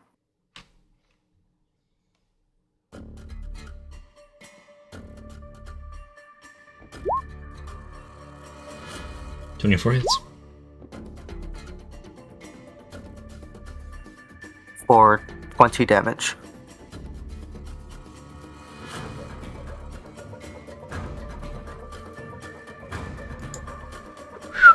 That's a lot of damage. How do you want to do this? a lot of damage. As this creature is charging towards Zeno, seemingly blindly targeting him, Julian does what rogues do best. He comes up from behind when it doesn't see him and shoves its blade into its midsection from behind. Okay. Zeno, you feel your spell concentration drop away as the spell dissipates, no longer having a living target. The living target itself manifesting into a gust of air and dissipating away, returning back to its home plane of existence as it's no more. And then Julian runs back as close as he can get to Melina. Okay. Oh, I have an interesting question I kept forgetting to ask when it was my turn. I am still attuned to the jewel, but Zeno is holding the jewel, can I still use the jewel abilities? No. If you read No, the descriptions, it says while you're holding it or carrying it. Okay. Yep. Alrighty then. Riot. The creature is going to go ahead and maneuver out of your range. If you still have a reaction, you may use an opportunity of attack. I will take that opportunity. 21 to hit with 11 damage. Hits. 11 damage. The creature Max damage. flies out of your reach and she begins to shake off the water as it becomes invisible once more toward the end of its turn. Zeno, it is your turn. So it shook off the water, and I can't. It's back to being invisible. It has taken no other action other than trying to shake off that water. It did not attack, did not do anything. All right. I would move 30 feet. I gave Nick's cantrip maximum value. Well, I can't see anything, so I'm just going to hold my action, and I'm gonna shoot it with the hand crossbow if I can see it. Question about holding an action. Yeah. So can you? I have two attacks as an Mhm. action. Do I get both those attacks if I hold it? Let me check. You spend an action to then spend a reaction. 2 attacks on held action. I actually don't know the answers. I'm just going to Google it.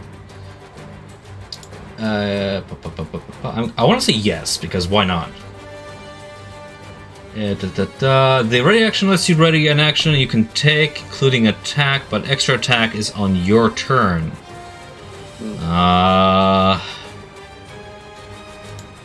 Let's look up a secondary source, just because Jeremy Crawford tends to be wrong sometimes, right? Yeah, you're stupid, Jeremy Crawford. Yeah, whenever you take an extra attack on your turn, this is part of your class feature. So that's what you say on your turn. On your turn. All right. Yeah. If that's the case, then I'm gonna hold my action to just hand crossbow. Okay, fair enough. It's a good plan all by itself. Riot. So it went invisible in this area. Yeah, it went up toward the top of the dome, shaking off the water, and eventually dissipating into nothingness because it itself is invisible. Yeah. Oh, well, that sucks. I don't have anything that can make it visible. I have anything that might work. I'll try casting Frostbite up in the general direction that it's in. Roll a disadvantage, please. Exactly. Actually, it's not. It's a Constitution saving throw check. If you read a spell, it says targets you can see. Oh, targets I can see. Oh, I can't do it then. Mm-hmm. Fuck. I guess I won't do anything. I'll just hold an attack. Which one? When it comes into Frostbite for when I can, or no, just a melee attack when I can see it. Melee attack? Okay. Yeah. Melina? I can't see shit. Boy howdy. How far can I move shape water? Yeah, 30 feet. Be within a 5-foot cube. God damn it. I don't know how far it went up, or how far I can, like, dissipate. I could cover, like, a little 10-foot, like, little patch up there and, like, try to spot it with, like, another ink blast. I mean, it's tough. You just correction, unless I misunderstand your cantrip there, you can take the water beneath your feet and move it up to 5 feet. Unless you're talking about, like, the condensation on the dome itself. But even that, you move it 5 feet, right? yeah, it would sit within a 5-foot cube. You instantly move or otherwise change the flow of the water. Oh, okay. Up to 5 foot in any direction. Yeah. Okay, never mind. I was thinking, like, the range is 30 feet. I can move it to 30. No, that would be like the other control water spell, right? Yeah. Mm-hmm. Man, not being able to see is really shitty. I can't reach the top. trying to think if we were to like blow out the top, but I would hate to like ruin such a place. But like the glass would fall and kind of show where it's at. Mm-hmm. Other than that, okay. Well, I can't do anything. Everything has to be.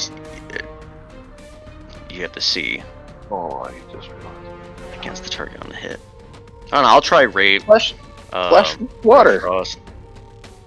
I can't splash. It went Sure you up into can. the air. You have your hands, smack the water. Smack the water.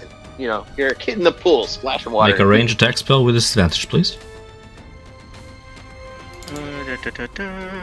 Ray of Frost, disadvantage. You send 14. it, and it actually hits something. For a brief moment, you hear its gasp as your spell impacts something. For how much damage? 7 cold. 7 and minus 10 feet of movement. That counts.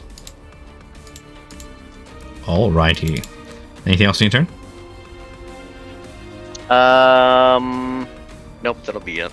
Actually, I'll move just a Mhm. little bit back here just to be safe. Sure thing.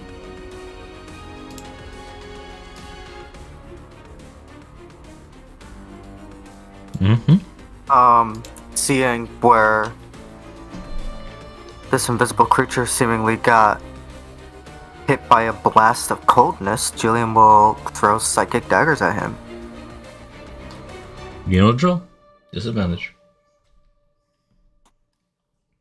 First one. Was a First 13 one hit. misses. You readjust your aim, trying to like, perhaps track it to where it was moving to. 20 hits. For 6 psychic damage. Secondary gasp. Alright, 6. Anything else in your turn? Ooh. Yeah? Actually, it doesn't make much of a difference. I was gonna say I can give myself advantage, but it still becomes just a normal roll. That's my turn. Alright. The creature dives down as a cold gust passes through by you, Julian, toward Melina.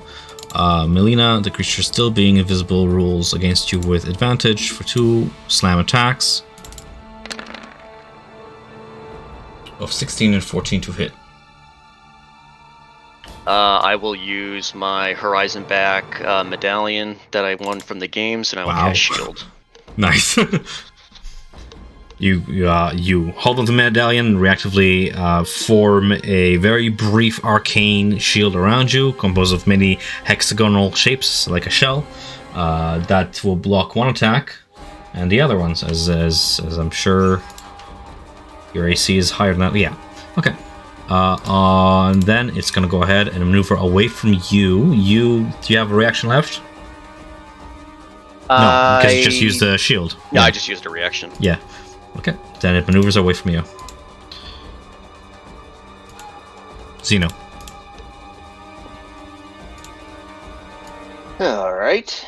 You had a reaction held for as soon as you see it. Technically, you didn't see it, but you did see Melina getting attacked. Do you still want to try and shoot that bolt before your turn? Yeah, of course. Just assume Think that's what anything forget. you and Riot were waiting for?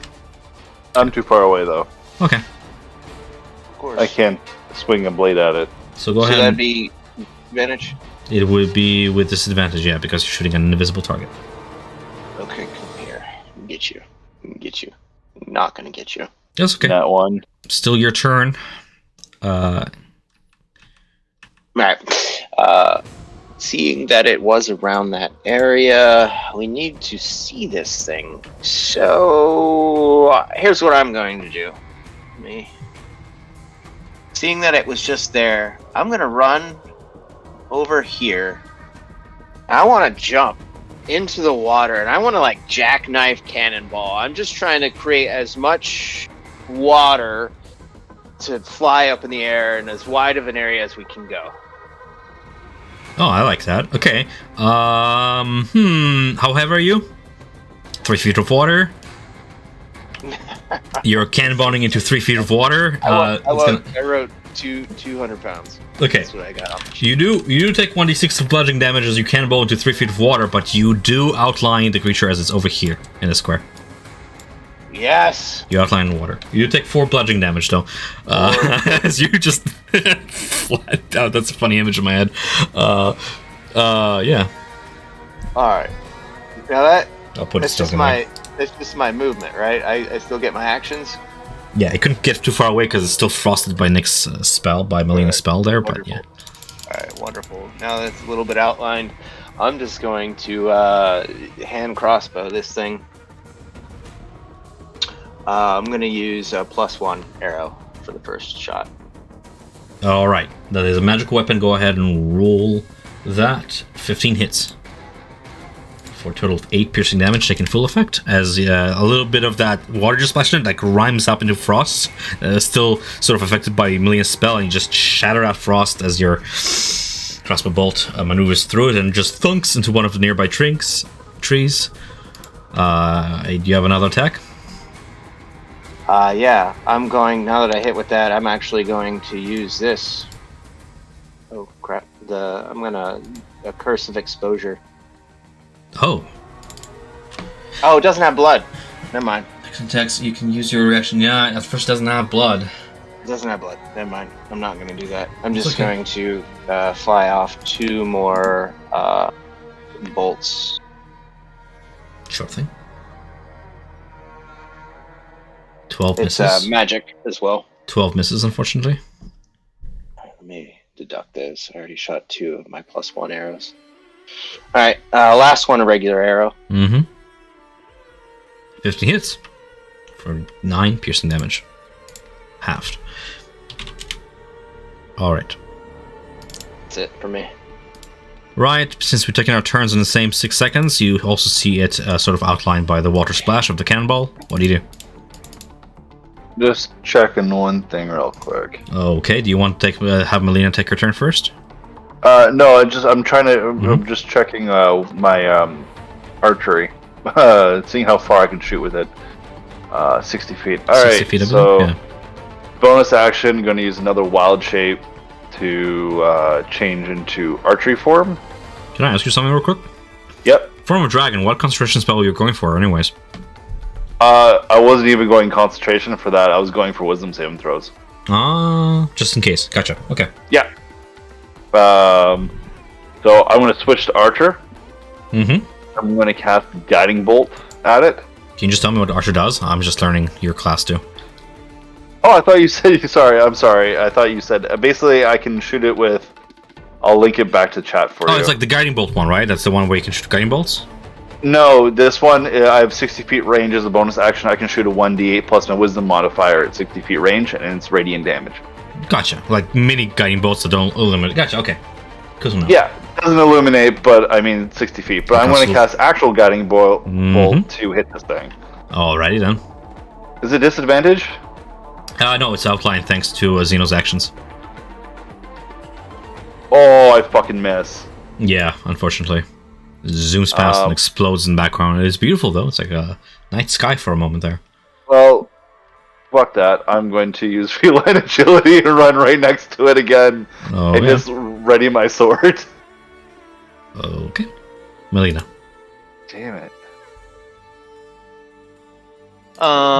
Does it appear to be like really wounded or anything? Let me check.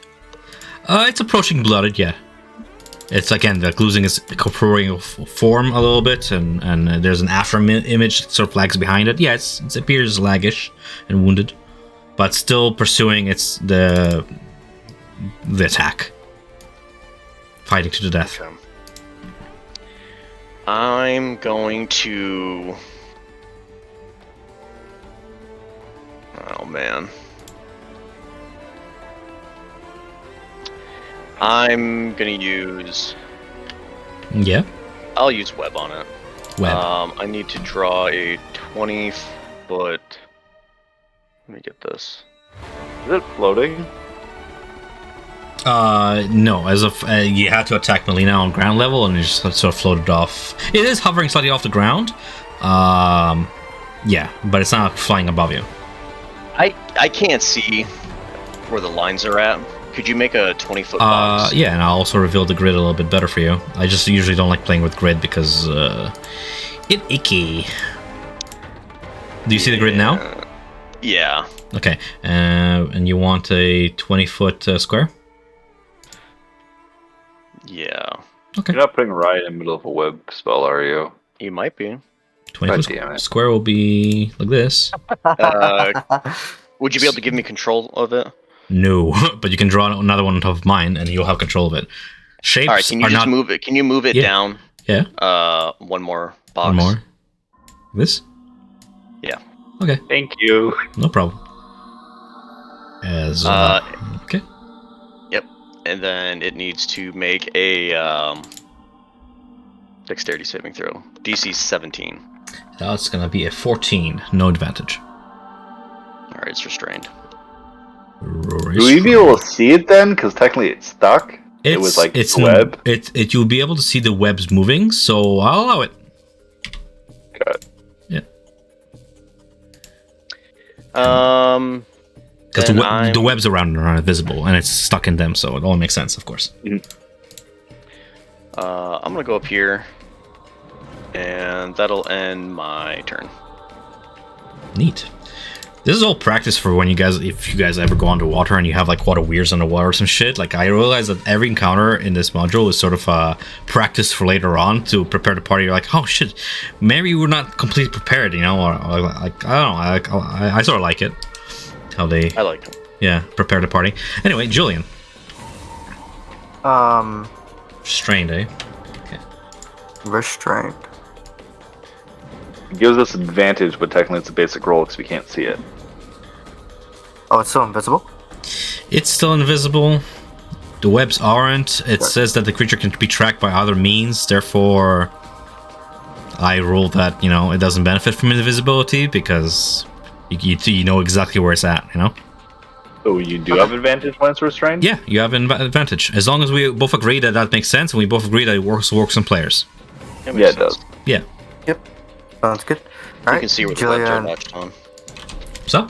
Moves up to this binded creature with his dagger and reaches into his bandolier to grab a scroll as he casts Booming Blade. Part of casting, as you cast it over your blade, you can make an attack. Yep. 27 hits. For 20 damage. And it is boomed. If it didn't have a choice of moving anywhere, it doesn't have one now. And I'll make a bonus action attack with the dagger.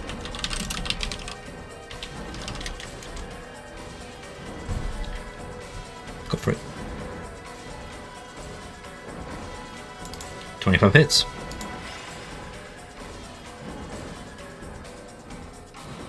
Ignore the sneak. That's Yep. only 10 damage. Alright. And then we will move back. Okay. Nick, in order for me to escape this, it's at the end of my turn, correct? No, he has to use an action for DC strength 17 check. A creature restrained by the webs can use its action to make a strength check against spell save DC, which is 17. Can it lacerate webs? Can it what? Can it lacerate webs? Can you damage them? It doesn't say. They're flammable. That's all it says. But Okay. I don't know. I figured. Well, I don't know. It's restrained, so Up to DM. Like the spell does not say that webs have an AC and HP, right? no, Okay. no, none. That's all I'm looking for. Certain non-magical weapons have that. Right, against you, I have both 2 misses as it wastes attack, just viciously trying to, for some reason, destroy you. It does not seem to care, and the rules also disadvantage, but it don't hit anyways. Yeah. So, yeah. Well, how nice of him. Yes, we have Xeno's turn then.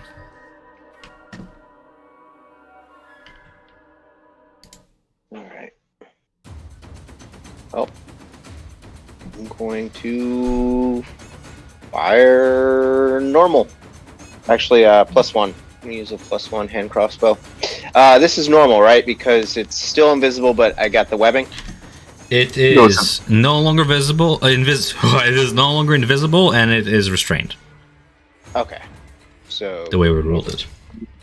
Oh, Advantage. restrained. So it's Advantage. Correct. Yeah, gotcha. All right. Nice. It's a +1. One bolt hits and passes through some resistance. Is it still up? All right. Yeah. We'll go at it again. A twin Another bolt. 20. Another 4. How's Just it looking?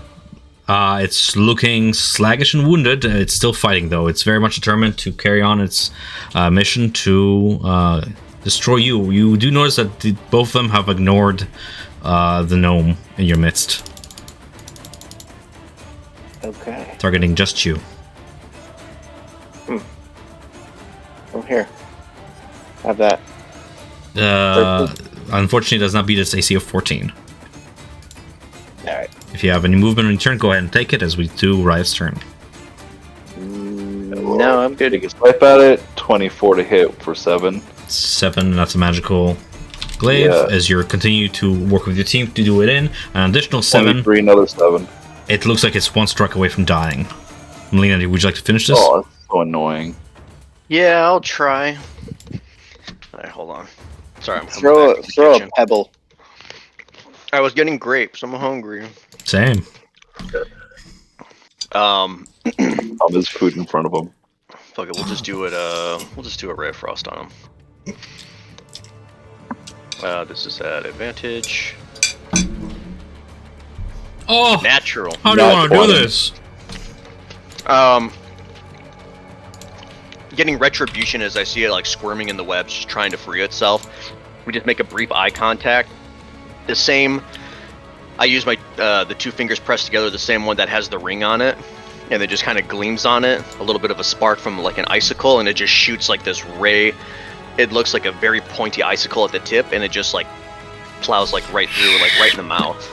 Right in the mouth, and just like it goes in for like a painful gasp, but the mouth just grows and grows until it just like dissipates away, Yeah. and you hear the icicle shatter somewhere in the distance. Alrighty then. As we are out of combat, as all settles into a quiet. Yeah.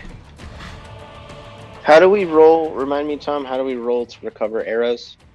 Half the amount of arrows that you've spent, you recover at the end of battle. All right. I shot 5. So Get 3 back. 5. 5. Okay. So +1s and then half the other. Okay. Perfect. All right. Slowly, over the course of the next 30 seconds to a minute, the sweat spell begins to sort of dissolve away into arcane mist. As you settle in the quiet to try and make sense of what just transpired. It is That 9:50. Yeah. Concerning. Oh my god, it's 9:50. I'm sorry, guys. Sorry, I was having fun and keep an eye on time. Yeah, no, we can definitely wrap it up here. I thought it was like, I don't know why, I thought it was 8:50 for some reason. Yeah, it We feels started like 30 minutes late. Oh yeah, that's why. Okay, that's fine. We can start wrapping this up now. Of course, if you guys have any questions toward me or anything, you can ask. If things seem sudden and weird, it's because they are, and it's up to you guys to figure out what just happened. Are we doing next session on the normal Monday then? Yeah. it'd be fine. What's is it any special day? No. I don't think it is. Well, I'm just No. making sure that everybody's available. There's no like last minute surprises. Yeah, No no. issues. Okay. It'd be good. I'm guessing nobody here in the party ever faced off invisible stalkers, huh? Nope. Invisible stalkers. I'll give you this because it's funner when the party sort of knows a little bit about the creatures they're facing, especially as adventurers of the world. Invisible stalkers are air elementals that have been summoned specifically into this native, from their native plane into this plane. Transforms, they are very powerful magic. They often serve as invisible servants, sometimes invisible assassins, but they always have a summoner. and often their sole purpose is to serve a summoner, be it to hunt down the creatures that it's commanded to hunt down or to retrieve certain objects. But and they pretty much exist for that sole purpose, whatever it may be, until dismissed or defeated, at which point the magic that binds them expires and the invisible stalker just vanishes in a gust of wind back into the material plane of air, elemental plane of air rather. So Son of a bitch. Where's that gnome at?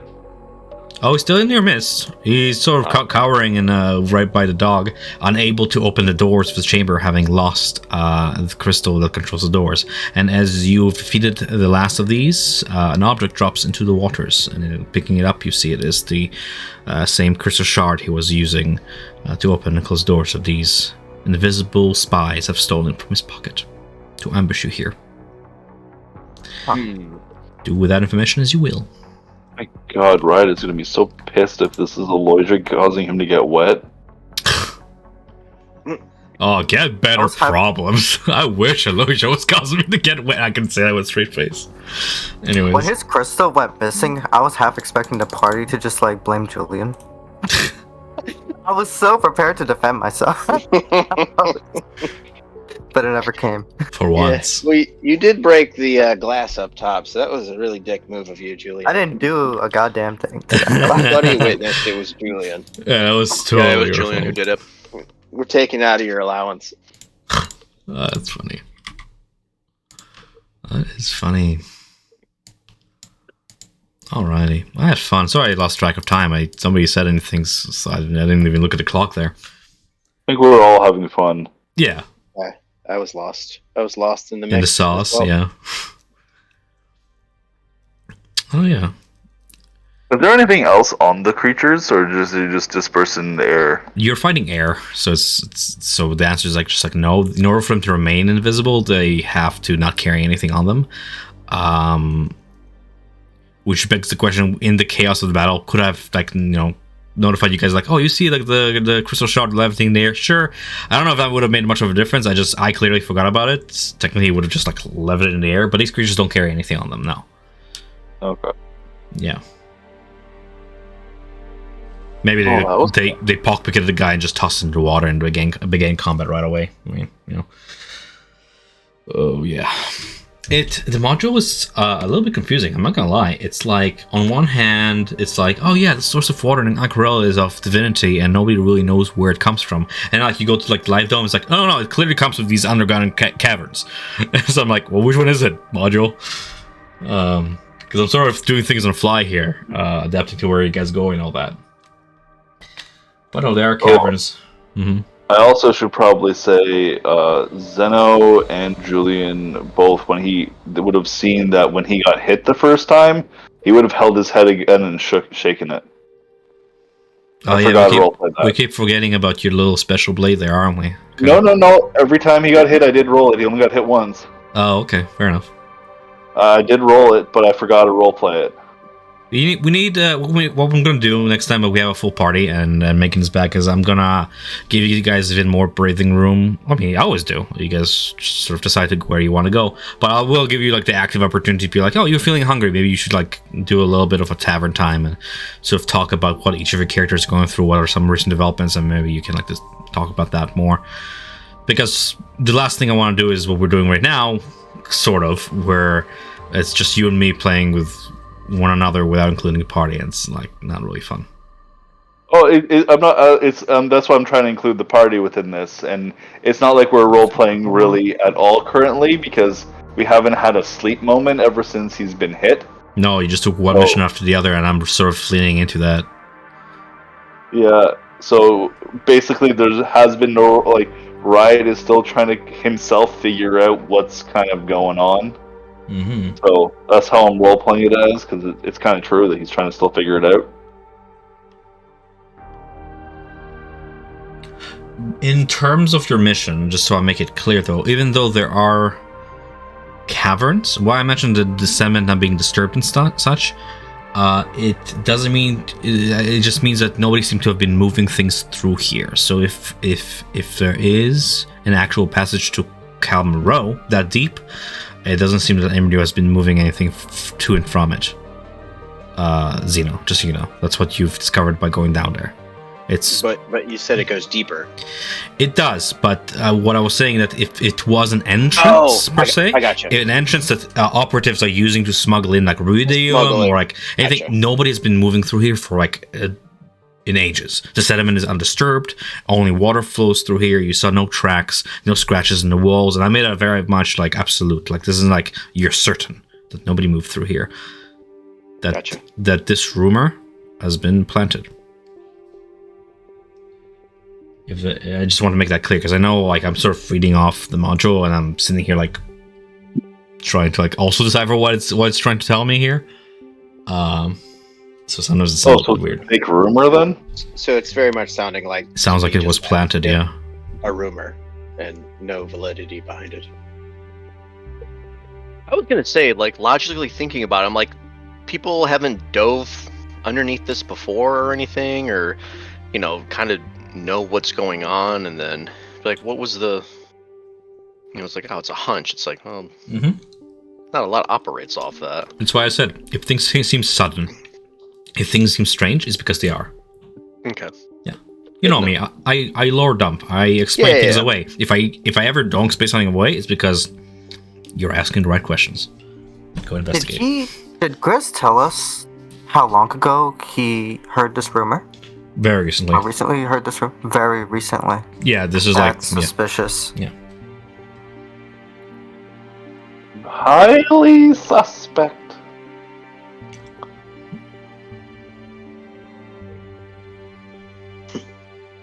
Yep. He heard this rumor. He sends us to go investigate it, and we're attacked by air elementals that were definitely summoned by someone. Mm-hmm. And Gotta find out. so someone sent these air elementals here knowing that we would be here. Yep. Oh, and Julian, the dog that was following you, it's gone. Is it actually? Yeah, it is. Oh, I totally thought he was going to get a little pet.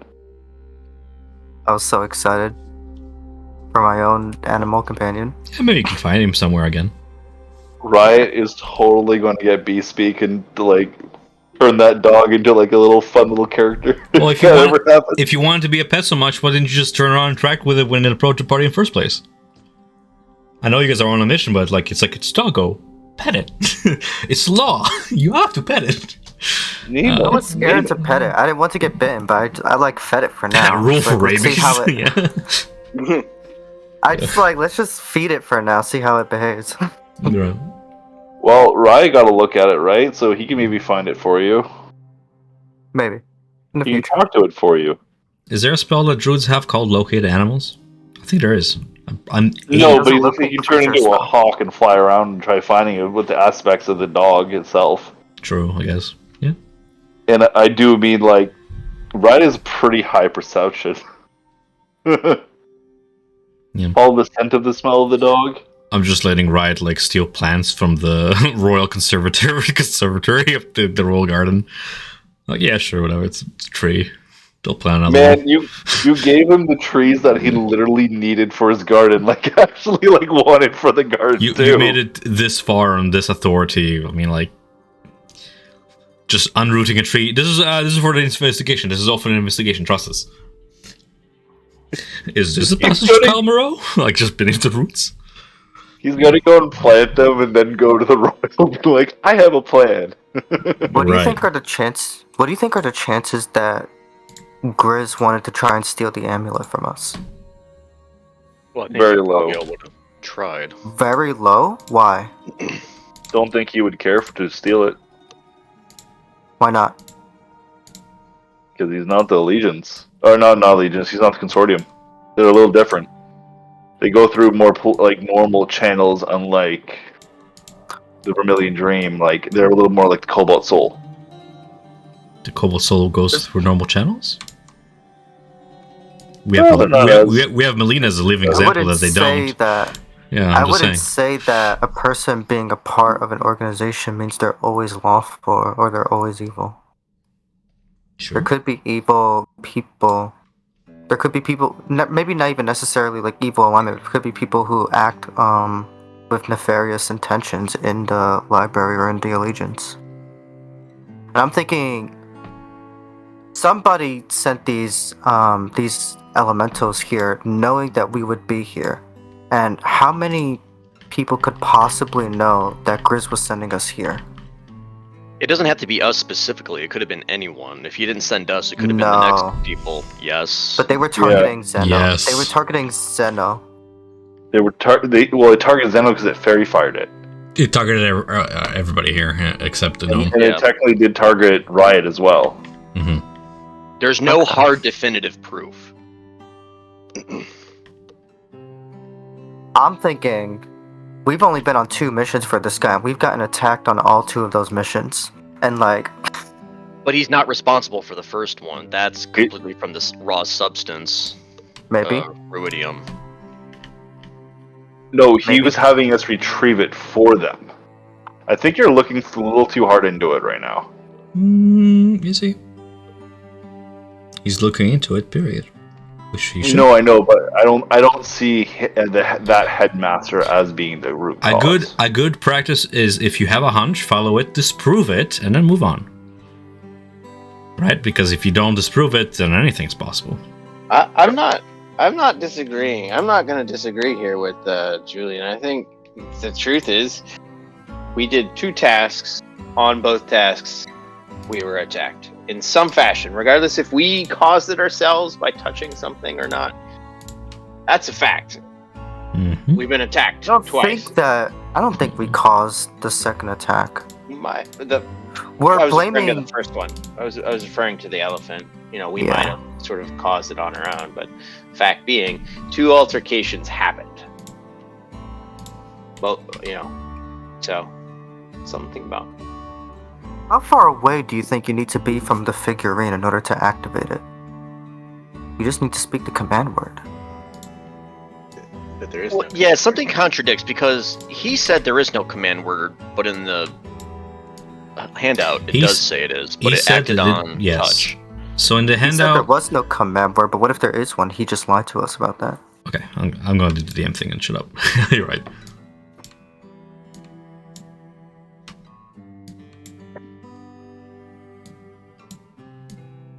Ooh, pretty. First word. This is pretty. It is pretty. Melora. It's humid, but it is pretty. Melora thick. What? Melora, the goddess of nature. Hey, yo. Does she have a statue in this little area? Yeah, I told you there. Melora has more than one bow. What are these downtime days where I was just going to fly around all the little Melora spots? Yeah, and so I gave you guys a guide too, to sort of ask questions and stuff. It's just whatever you're comfortable doing first. If you feel like you just want to explore on your own, that's totally fine. It doesn't have to be me doing that DM thing where I handhold you guys. I just give you guys the option of having a guide, so you at any moment can like turn around like, hey, Murshid, do you know anything about the Alluvium district? Do you know anything about the Cerulean Palace? It's like that way I don't have to do the whole, well, your character doesn't know bit, you know? Fuck around, find out bit. I think that when we go back to report what we find here, we just say that we didn't find anything. Maybe look towards other avenues. I'm not sure how I'm feeling about this alliance with the Allegiance.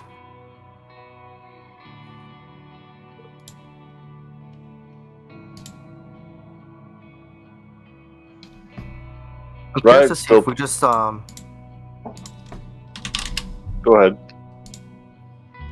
I'm curious to see if we hold information from him, if he'll press for more as though he was expecting something. But like, did you get attacked? But like, did Yeah. any of you guys die?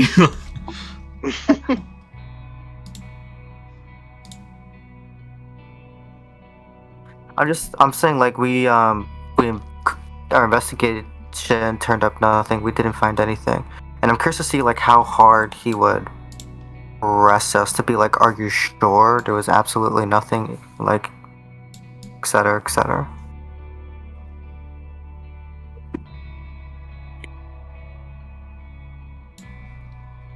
Something to discuss, I don't like perhaps, this. perhaps over the week, because everybody seems to be pooped at this point. I did hold everybody till 10 p.m. For sure, all good points all around.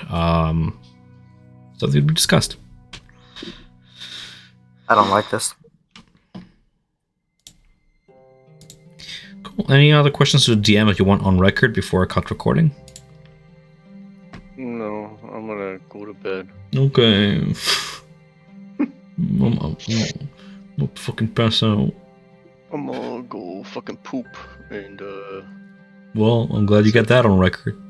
I did. Subscribe if you want to poop. Subscribe, hit the like button for notifications of when I poop. Comment. Tell us about your poop. Don't. I hate myself.